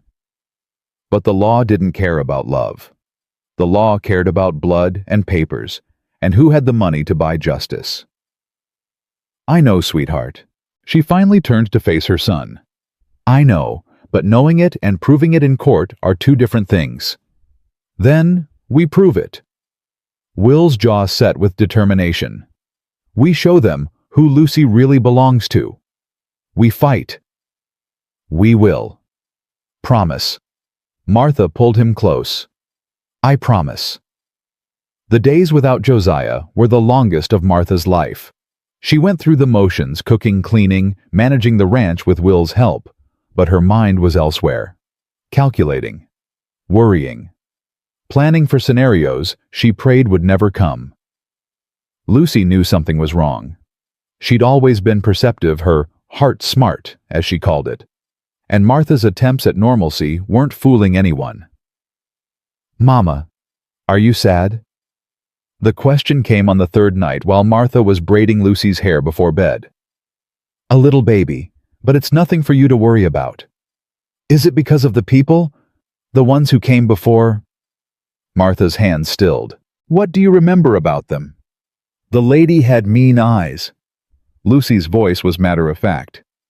"She looked at me like I was something she wanted to buy at the store. I didn't like it." "No, I didn't like it either." "Are they going to come back?" Martha turned Lucy to face her, looked into those blue eyes, Samuel's eyes. Or so she'd always thought, though. Now she wondered whose eyes they really were. It didn't matter. They were Lucy's eyes. That was enough. "They might come back," Martha said carefully. "But whatever happens, I need you to know something. Can you listen?" Lucy nodded solemnly. "You are my daughter. Do you understand? No matter what anyone says, no matter what papers they wave around, you are mine. I chose you. I raised you. I love you more than anything in this world. And nothing is ever going to change that." Why would someone say different? The innocent question broke Martha's heart. Because some people think family is only about blood, about who gave birth to who. But you and I know better, don't we? We know that family is about love, about showing up every day, about choosing each other. Like you and Josiah. Yes, baby. Exactly like me and Josiah. Lucy was quiet for a moment, processing. "Mama, did you give birth to me?" The question Martha had dreaded for 4 years. The one she'd rehearsed answers to 1,000 times, hoping she'd never have to use them. "No, sweetheart, I didn't. Your birth mama died when you were very small, but your Papa Samuel, he loved you so much that he found me to be your new mama. And I loved you from the very first moment I held you." Lucy's face was unreadable. "So I had 2 mamas." "Yes, 2 mamas who both loved you very much. But you're my real mama. The one who stayed." "Yes." Martha's voice cracked. "I'm the one who stayed." Lucy threw her arms around Martha's neck. "I don't care about the other mama," she whispered fiercely. "You're mine. I'm not going anywhere. Martha held her daughter and let herself cry, just for a moment, just until she had to be strong again. Josiah returned on the 5th day. Martha heard the horse before she saw it, and she was running before her mind caught up with her legs. He'd barely dismounted before she was in his arms, holding on like he might disappear if she let go. "It's all right." His voice was rough with exhaustion. "I'm back. It's all right." "What did the lawyer say?" Josiah pulled back his hands on her shoulders, his face grim. "Let's go inside. The children shouldn't hear this." Martha's stomach dropped. They sent Will to the barn with Henry and Lucy, some invented task to keep them busy, and sat at the kitchen table with coffee neither of them touched. "The lawyer's name is James Harker," Josiah began. "He's one of the best in the territory, fought cases against railroad barons and won. If anyone can help us, it's him." But the Whitfields have documentation, birth records from Missouri. A letter from the woman who gave birth to Lucy naming her family and expressing a wish that they raise the child if anything happened to her. "That's impossible. Samuel said the mother had no family. That's why he took Lucy in the first place." "She lied, or Samuel lied. Either way, there's a paper trail and the Whitfields have followed it." Martha felt the ground shift beneath her. "So what do we do?" "Harker says we have options." Josiah's voice was careful now, measuring each word. "The strongest is to argue that you've been Lucy's de facto parent for 4 years, that taking her now would cause irreparable harm, that the Whitfields have no relationship with her and can't claim to act in her best interest." Will that work? Maybe. Harker's seen cases like this go both ways. A lot depends on the judge, on how the Whitfields present their case, on... He stopped. "On what?" "On whether they can prove you're an unfit mother."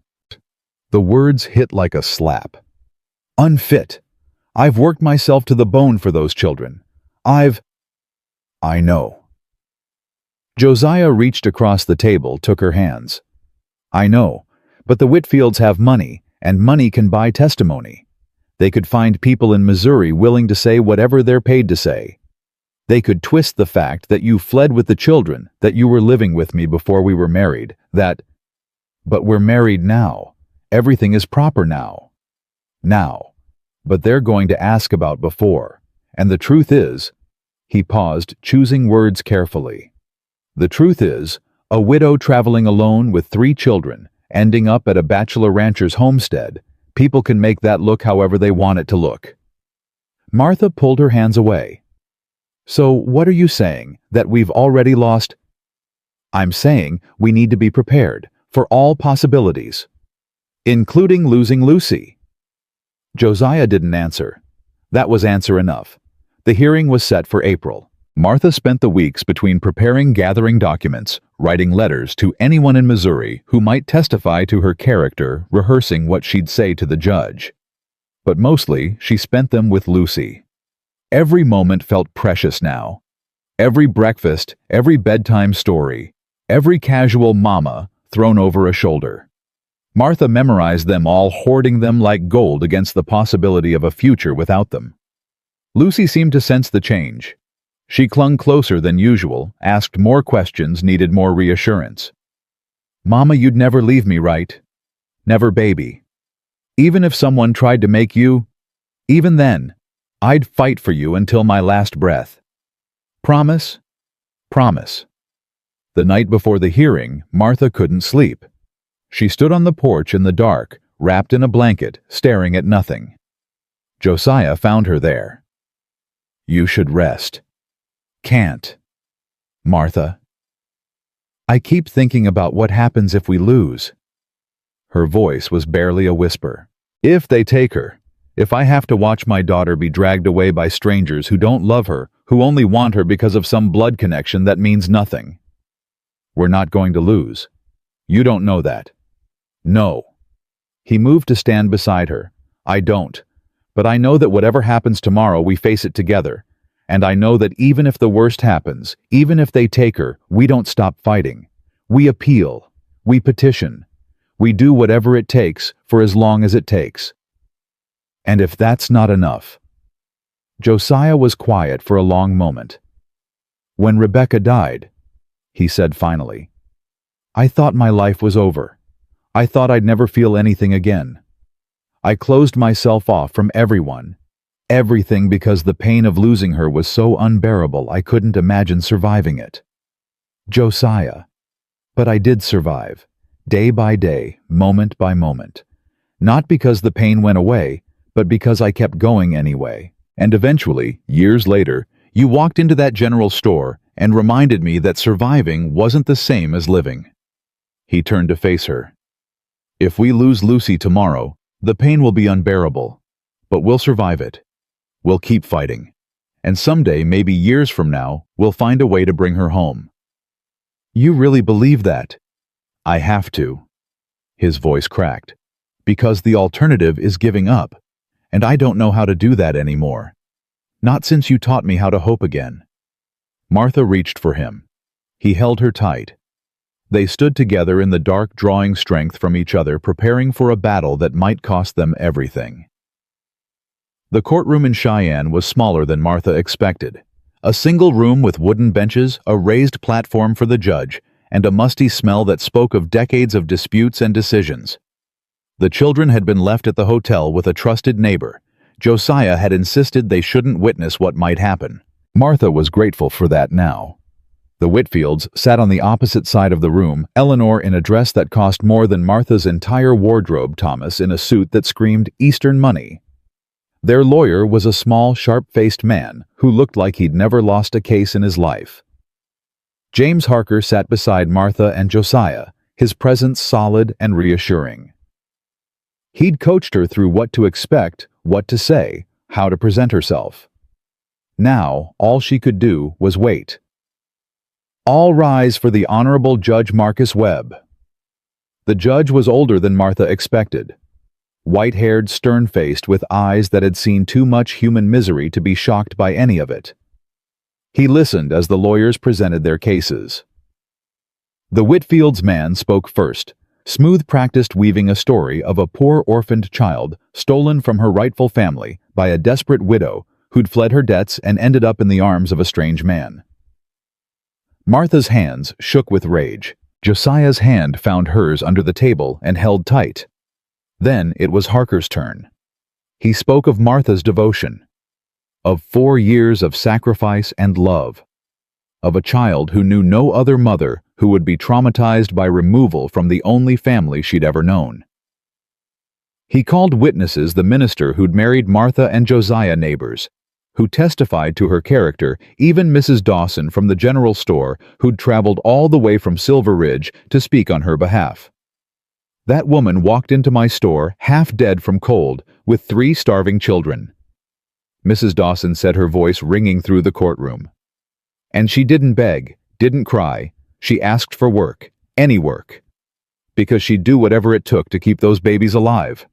That's not an unfit mother. That's the best kind of mother there is. When it was Martha's turn to testify, her voice didn't shake. She told the truth, all of it. The poverty in Missouri, the debts Samuel had left, the decision to run rather than let the workhouse take her children. "I've made mistakes," she said, looking directly at the judge. "I've been desperate. I've done things I'm not proud of. But everything I've done for my children. Lucy is my daughter in every way that matters. She calls me Mama. She trusts me to protect her. Taking her away now wouldn't be justice, it would be cruelty." The judge was silent for a long moment. Then he spoke. "I've heard compelling arguments from both sides. The law is clear on matters of blood relation, but the law must also consider the welfare of the child." He paused, his gaze moving from Martha to the Whitfields. "I'll render my decision tomorrow morning."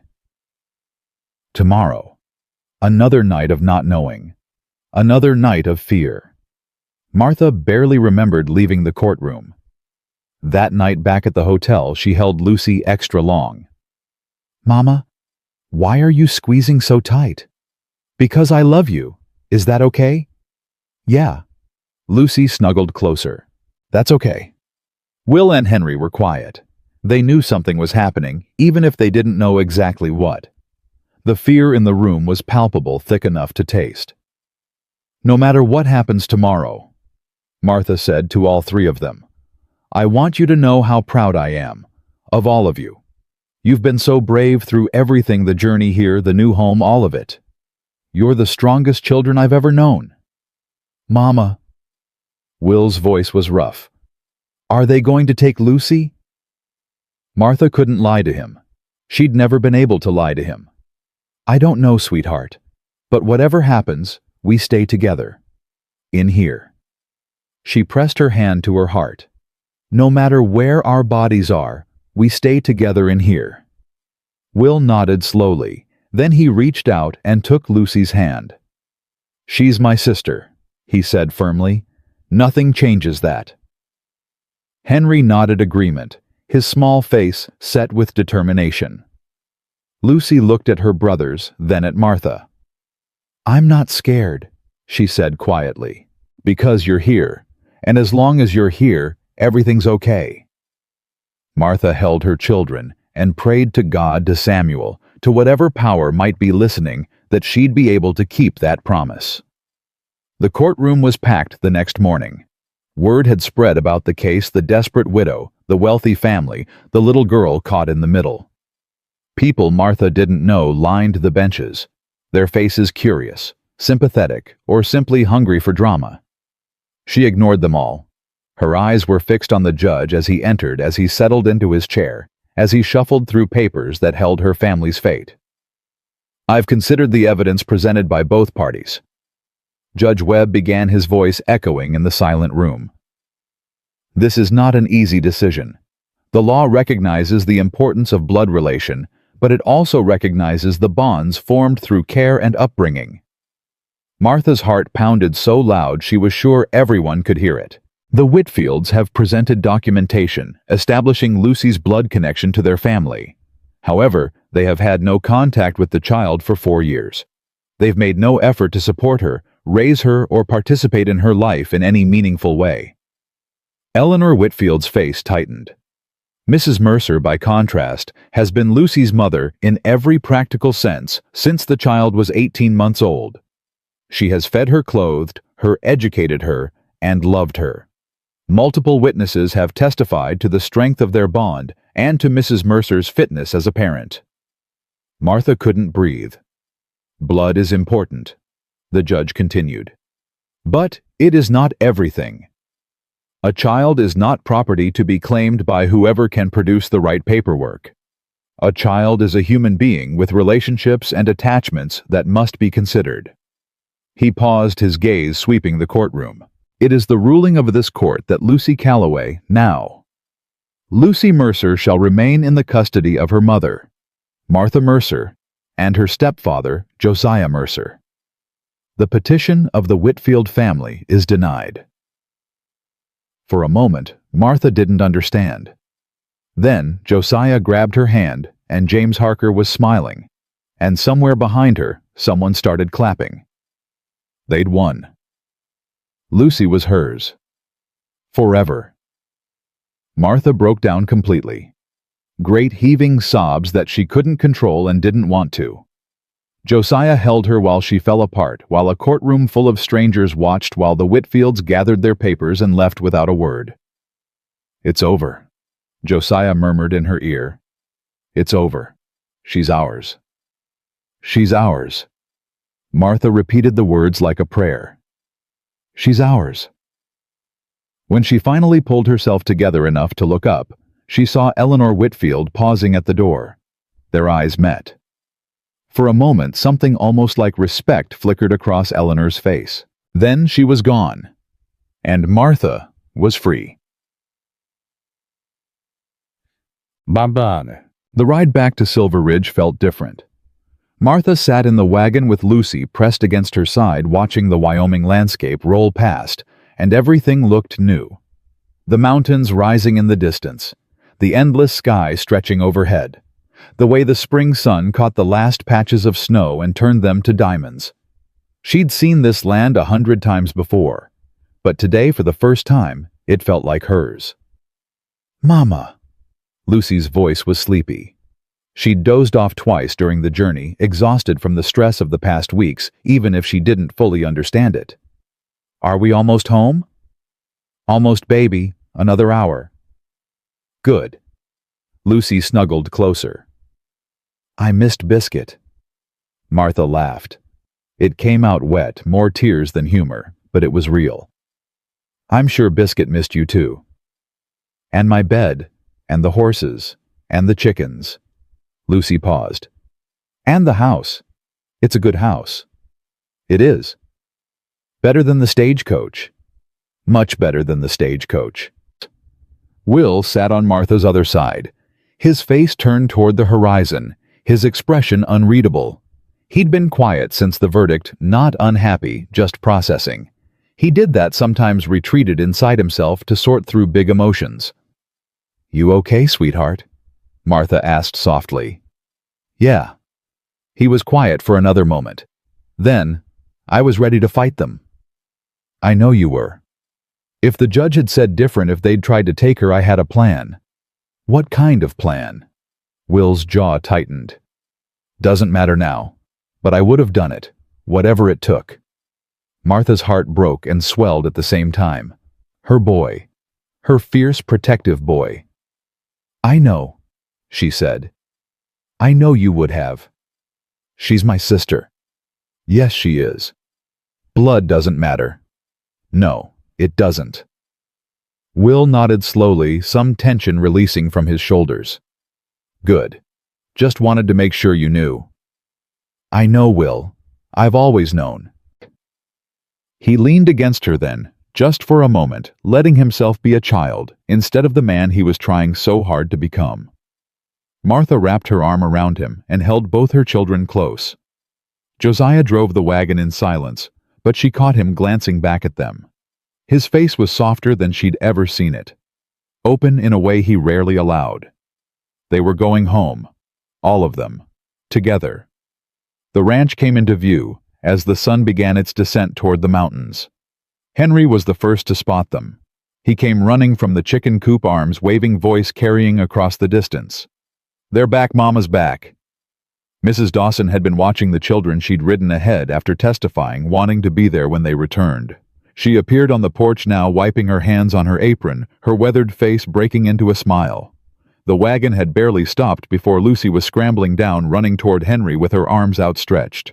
"Henry, Henry! I'm home!" "Lucy!" He caught her, nearly knocked over by her enthusiasm. "Did you see the judge? Was he scary? Did he have a big hammer like in stories?" "He had white hair and he talked really slow, and he said I get to stay." "I knew it." Henry's voice was fierce. "I told Biscuit you'd come back. She was worried, but I told her." Martha climbed down from the wagon, her legs stiff from the journey, her heart full to bursting. Mrs. Dawson met her at the porch steps. "You won." "We won." The older woman pulled Martha into a hug, surprising, considering Mrs. Dawson wasn't the hugging type. "I knew you would. Told everyone in town. Martha Mercer doesn't lose fights that matter. I couldn't have done it without you. What you said in court was nothing but the truth." Mrs. Dawson pulled back her eyes, suspiciously bright. "You're a good woman, Martha. Best I've seen in 30 years of watching people come through this town. Don't you ever doubt that." Martha couldn't speak. She just nodded, throat too tight for words. That night, after Mrs. Dawson had gone home and the children were fed and the house was quiet, Martha stood on the porch and let herself breathe. Really breathe. For the first time in weeks, maybe months, there was no threat hanging over them. No letter waiting to arrive. No strangers coming to tear her family apart. Just peace. Josiah joined her, 2 cups of coffee in his hands. He passed her one and leaned against the porch rail. "You okay?" "I think so." She wrapped her hands around the warm cup. "It still doesn't feel real. Like I'm going to wake up and find out it was all a dream." "It's real." "How do you know?" "Because I'm here." He gestured at the ranch, at the mountains, at the stars beginning to appear overhead. "Because this is here. Because your children are sleeping inside safe and warm, and no one can take them. Martha sipped her coffee. It was too hot, but she didn't care. I keep thinking about what the judge said, about blood not being everything. She paused. Do you think he really believed it? Or was he just looking for a reason to rule in our favor? Does it matter? I don't know. Maybe. Josiah was quiet for a moment. My parents died when I was 12, he said finally. Fever took them both within a week of each other. I had no family, no money, no prospects. Should have ended up in an orphanage or worse. Martha turned to look at him. What happened? Caleb Winslow happened. He was a stranger, just a rancher passing through town on business. He saw a hungry kid begging for scraps outside the general store, and something made him stop. He took you in. He took me in, fed me, clothed me, taught me everything I know about ranching, about life, about being a man. Josiah's voice roughened. He wasn't my blood, wasn't even my kind. He was old, I was young. We had nothing in common except that he had something to give, and I needed someone to give it. That's why you said yes to me, that day in the store. That's part of it. He met her eyes. I saw Caleb in what you were asking. The same desperation, the same refusal to give up. And I thought if he could take a chance on me, maybe I could take a chance on you. Martha felt tears threaten again. She'd cried more in the past month than in the past year. Thank you, she whispered, for taking that chance. Thank you for being worth taking it. They stood together in comfortable silence, watching the stars multiply overhead, listening to the sounds of the ranch settling into night. Josiah, yeah, I love you. She'd said it before, but this felt different, heavier, more permanent. He set down his coffee, turned to face her fully, took her face in his hands. I love you too, Martha Mercer. You and your children. This family we've built. His voice cracked. I didn't think I'd ever have this again. Didn't think I wanted it, but here you are. Here we are. He kissed her, long and slow and full of everything he couldn't put into words. When they finally pulled apart, Martha was smiling. Here we are, she repeated. Here we are. Spring arrived in earnest over the following weeks. The snow melted completely. The ground softened. The first green shoots pushed through the mud, and the world came alive in ways Martha had almost forgotten. The ranch transformed with the season.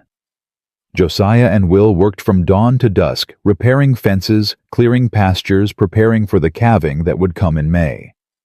Martha threw herself into the house and garden, planting vegetables, cleaning out the winter's accumulation, making the place shine. Henry divided his time between the chickens and a new fascination, a calf born early, rejected by its mother, that Josiah had brought into the barn to bottle feed. Henry named it Mud Pie and treated it like a pet, talking to it for hours about nothing and everything. Lucy helped wherever she could, her fear from the trial fading a little more each day.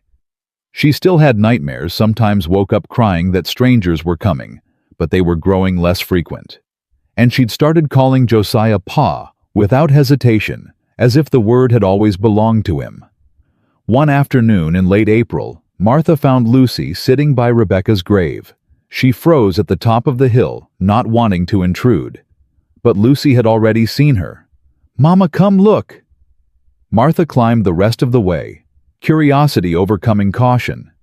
Lucy had gathered wildflowers, the first of the season, small purple and yellow blooms, and arranged them in a careful circle around the grave marker. "I brought her presents," Lucy explained. "Pa said she was nice. He said she would have liked us, so I wanted to give her something pretty."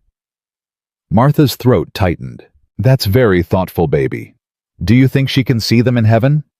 "I think she can." Lucy nodded, satisfied. Then she reached out and patted the wooden marker gently. "Hi, Rebecca. I'm Lucy. I live in your house now, but I take good care of it. And I take good care of Pa, too. He gets lonely sometimes, but Mama makes him smile." She paused as if listening for a response. "Okay, I'll come back soon. Bye." She stood up, brushed the dirt from her dress, and took Martha's hand. "Ready to go, Mama?" Martha couldn't speak. She just nodded and let Lucy lead her back down the hill. That night, she told Josiah what had happened. His face went through several emotions: surprise, pain, something that looked almost like wonder. She talks to Rebecca. She brought her flowers, introduced herself. Josiah was quiet for a long moment. "Rebecca would have loved that," he said finally. "She always wanted children. We tried, but it never—" He stopped, shook his head. "She would have been a good mother. I'm sorry she didn't get the chance." "Me too." He reached for Martha's hand. "But I think she'd be happy with how things turned out. With you. With the children. With all of it." "You really think so?" "I know so." His voice was certain. "She wasn't the jealous type. She'd want me to be happy. And I am. Happier than I've been in, well, ever. Ever. Ever." He squeezed her hand. "What we have, it's different from what Rebecca and I had. Not better or worse, just different. And that's okay. That's how it should be." Martha leaned against his shoulder. "I feel the same way about Samuel. He'll always be part of me, but this you, it's its own thing. Something new. Something good. Something good." They sat together until the fire burned low, not needing to say anything more. May brought the calving, long days and longer nights. Josiah and Will barely sleeping as they monitored the herd, helped with difficult births, kept predators away from the vulnerable newborns. Martha worked alongside them when she could, learning skills she'd never imagined needing. She delivered a calf on her own one night when Josiah was occupied with another emergency, her hands steady, even as her heart raced.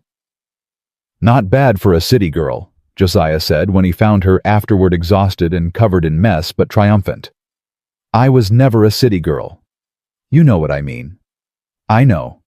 She smiled despite her tiredness. "But I'm a ranch wife now. Better get used to it." Ranch wife. The words felt right in a way she hadn't expected. By June, the worst of the work was over. The herd had grown by 30 calves, the garden was producing vegetables, and the ranch looked better than it had in years. "We're going to make it," Josiah said one evening, looking over the ledger he'd been dreading for months. "Barring disaster, we're actually going to turn a profit this year. Is that unusual? For this ranch, it's unprecedented." He looked up at her, something like wonder in his eyes. "I've been struggling to break even since Caleb died. But this year we're going to be okay. Because of the extra help. Because of you." He set down his pen. "Not just the work, though. Yes, the work, but everything. The way you've organized this house, managed the supplies, stretched every penny. The way Will's become a real hand. Henry's taken over the chickens, even Lucy helps where she can. We're a team now. And teams do better than individuals." Martha felt warmth spread through her chest. "We do okay together." "We do more than okay."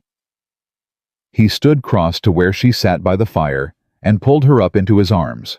"I never thought I'd say this, but I'm glad you showed up on that frozen street with 3 starving children and nowhere to go. I'm glad you said yes when everyone said you wouldn't. Wouldn't have been able to live with myself if I'd said no." He brushed a strand of hair from her face.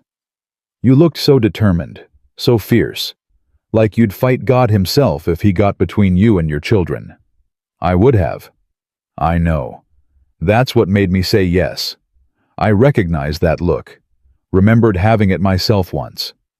When Rebecca was dying. When I knew I couldn't save her but couldn't stop trying." His voice roughened. "It's the look of someone who loves too much to give up. I hadn't seen it in years. Forgot what it felt like. And now I see it every day. In you. In the children. In this life we're building." He kissed her forehead. "And I feel it myself again. Finally." They held each other as the summer evening stretched long and golden around them. Not just surviving anymore. Living. The letter arrived in August. Martha saw the Eastern postmark and her blood ran cold. Another attack. Another attempt to take her children. But when she opened it, she found something unexpected. Dear Mrs. Mercer, I am writing to offer my sincere apologies for the distress my family caused you earlier this year. Upon reflection, and after conversations with my husband, I have come to understand that my actions were misguided. Lucy belongs with you. She always has. I allowed my grief over my late sister and my guilt at having abandoned Samuel years ago to cloud my judgment. I convinced myself that taking Lucy would somehow make amends for past wrongs. It would not have. It would only have created new ones. Please know that we will not pursue legal action again. The Whitfield family formally withdraws any claim to Lucy's custody now and in the future. If you are ever willing, I would welcome the opportunity to write to Lucy, not as a claimant to her care, but simply as an aunt who wishes to know her. However, I understand if this is too much to ask. The decision is entirely yours. With respect, Eleanor Whitfield. Martha read the letter 3 times. Then she sat down heavily and cried. Josiah found her like that tears-streaming letter clutched in her hands, and his face went pale. What is it? What happened? She handed him the letter wordlessly. He read it. His expression shifted from fear to disbelief to something that might have been grudging respect. She's giving up. She's apologizing. Didn't think she had it in her. Neither did I. Martha wiped her eyes. What do I do about the letter writing? Josiah was quiet for a moment. What do you want to do? I don't know. Part of me wants to burn this and pretend it never came. Part of me thinks Lucy deserves to know she has family, even family that made mistakes. What about the part that's Lucy's mother? Martha considered. That part says to ask Lucy. She's young, but she's smart. She can decide if she wants to know Eleanor or not. Then that's what you do. She asked Lucy that evening, explaining as simply as she could about the woman who'd tried to take her and who now wanted to be friends. Lucy listened with the seriousness she brought to all important conversations. She was mean before, Lucy said finally. But people can change, right? Pa changed. He was sad and lonely, and now he's not. That's true. Maybe she's not mean anymore. Maybe she just needs someone to be nice to her. Martha's heart swelled with pride. So you want to write to her? I want to try. Lucy paused. But if she's mean again, we stop. Deal. Deal. They shook on it. The first letter went out a week later, 3 sentences in Lucy's careful handwriting, mostly about Biscuit and the new calves, and how pretty Wyoming was in summer. Eleanor's response came 3 weeks after that warm but careful asking questions, making no demands. It was the beginning of something. Martha didn't know what yet, but it felt right. Fall arrived with the smell of wood smoke and changing leaves. The garden was harvested, the cellar stocked, the herd moved to winter pasture. The ranch settled into the slower rhythm of the cold months to come. On a crisp October morning, exactly 1 year after Martha had stumbled off that stagecoach with 3 starving children, and no hope, she stood on the porch with a cup of coffee and watched her family. Will was in the corral working with a young horse Josiah had bought him. 14 months had transformed him from a scared boy to a confident young man comfortable in his own skin in ways he'd never been in Missouri. Henry was in the chicken coop talking to Biscuit, collecting eggs with the careful attention he brought to everything. He'd grown inches over the summer and lost the hollow look in his cheeks. He laughed now, often and easily. Lucy was helping Josiah mend a fence near the barn, holding tools and asking questions, and making him smile with her endless commentary. She still had nightmares sometimes, but fewer. And she'd started drawing pictures for Eleanor, sending them with her letters, building a bridge across distance and past hurt. You're thinking hard. Josiah had appeared beside her, his work gloves dusty, his face relaxed. Just remembering. Remembering what? A year ago, standing in that general store begging a stranger to help me. Wasn't begging. You asked. There's a difference. Is there? Begging is giving up your dignity.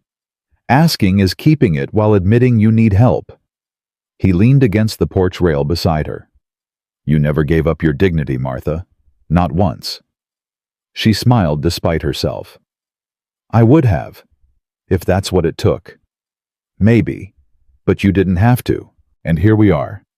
Here we are. She looked at the ranch, this place that had seemed so harsh and foreign a year ago, that now felt more like home than anywhere she'd ever lived. I never thanked you properly, she said. For what? For saying yes. For seeing something in a desperate stranger worth taking a chance on. For loving my children like they were your own. They are my own. I know. That's what I'm thanking you for. Josiah turned to face her fully. You want to know something? What? That day in the store when you asked if I was hiring, I almost said no. Almost walked away. Almost kept my walls up the way I'd been keeping them for 8 years. What stopped you? Your boy, Will. He paused, his voice rough. He was standing there trying to be brave, trying to protect his brother and sister, even though he was just as scared as they were. And I thought that's what I would have done. At his age and his situation, that's exactly what I would have done. So you said yes because of Will. I said yes because of all of you. But Will was the one who reminded me that strength wasn't about being alone. It was about being brave enough to let people in. Martha set down her coffee, took his face in her hands. I love you, Josiah Mercer. I love you too, Martha Mercer. Thank you for letting us in. Thank you for not letting me push you away. They kissed as the autumn sun rose higher and their children's voices carried across the ranch. Not a desperate kiss, not a passionate one. Something deeper, something steadier. The kiss of two people who'd found each other against all odds and built something worth keeping. Later that day, after chores were done and dinner was eaten, Martha sat with her family around the fire. Will was reading aloud from one of Josiah's books, a history of the territory full of stories about settlers and pioneers. Henry was carving a small figure with the knife he'd gotten for his birthday, his tongue poking out in concentration. Lucy was curled in Josiah's lap, drowsy, but fighting sleep. This, Martha thought. This is what I was searching for. Not just survival, not just shelter. Home. She'd found it in the last place she'd expected, with a man who'd sworn never to love again in a territory that demanded everything you had and only sometimes gave back. But it was hers now, theirs, and she'd fight for it until her last breath. Mama! Lucy's sleepy voice broke through her thoughts. Yes, baby. I'm glad we came here. Me too. I'm glad you asked that man for help, even though he was grumpy. Josiah snorted. Grumpy? You were grumpy. Lucy's voice was matter-of-fact. But you're not anymore. Mama fixed you. Did she now? Uh-huh, she fixes everything. Martha laughed. It came from somewhere deep, somewhere healed. Not everything, baby, but I try. That's what you always say. Lucy yawned hugely. Can I sleep now? Yes, you can sleep. Josiah carried her to bed. Will and Henry followed shortly after, worn out from the day's work, and Martha sat alone by the fire for a few minutes, soaking in the silence. Not an empty silence anymore. A full one. The silence of a house that held love and warmth and all the things she'd thought she'd lost forever. When Josiah returned, he sat beside her and took her hand. What are you thinking about? Everything. Nothing. She squeezed his fingers. Just grateful. For what? For you. For the children. For this life we have. She paused. For that frozen day when a desperate woman asked a grumpy rancher for a chance. Not grumpy. Definitely grumpy. He smiled. A real smile, the kind that reached his eyes, the kind that had been rare a year ago and was common now. Fair enough. But you fixed me. We fixed each other. We did. They sat together as the fire burned down and the stars appeared one by one outside the window. Not just surviving, living, loving, home. 1 year ago, Martha Jane Calloway had arrived in Silver Ridge with nothing but 3 children and a prayer. She'd asked a stranger for help, and he'd said yes. She'd built a life where there was none found love, where she'd stopped looking, created family from broken pieces and desperate hope. Now she was Martha Mercer. Wife, mother, partner, home. And nothing, not weather, not distance, not time itself would ever take that away. She'd made sure of it.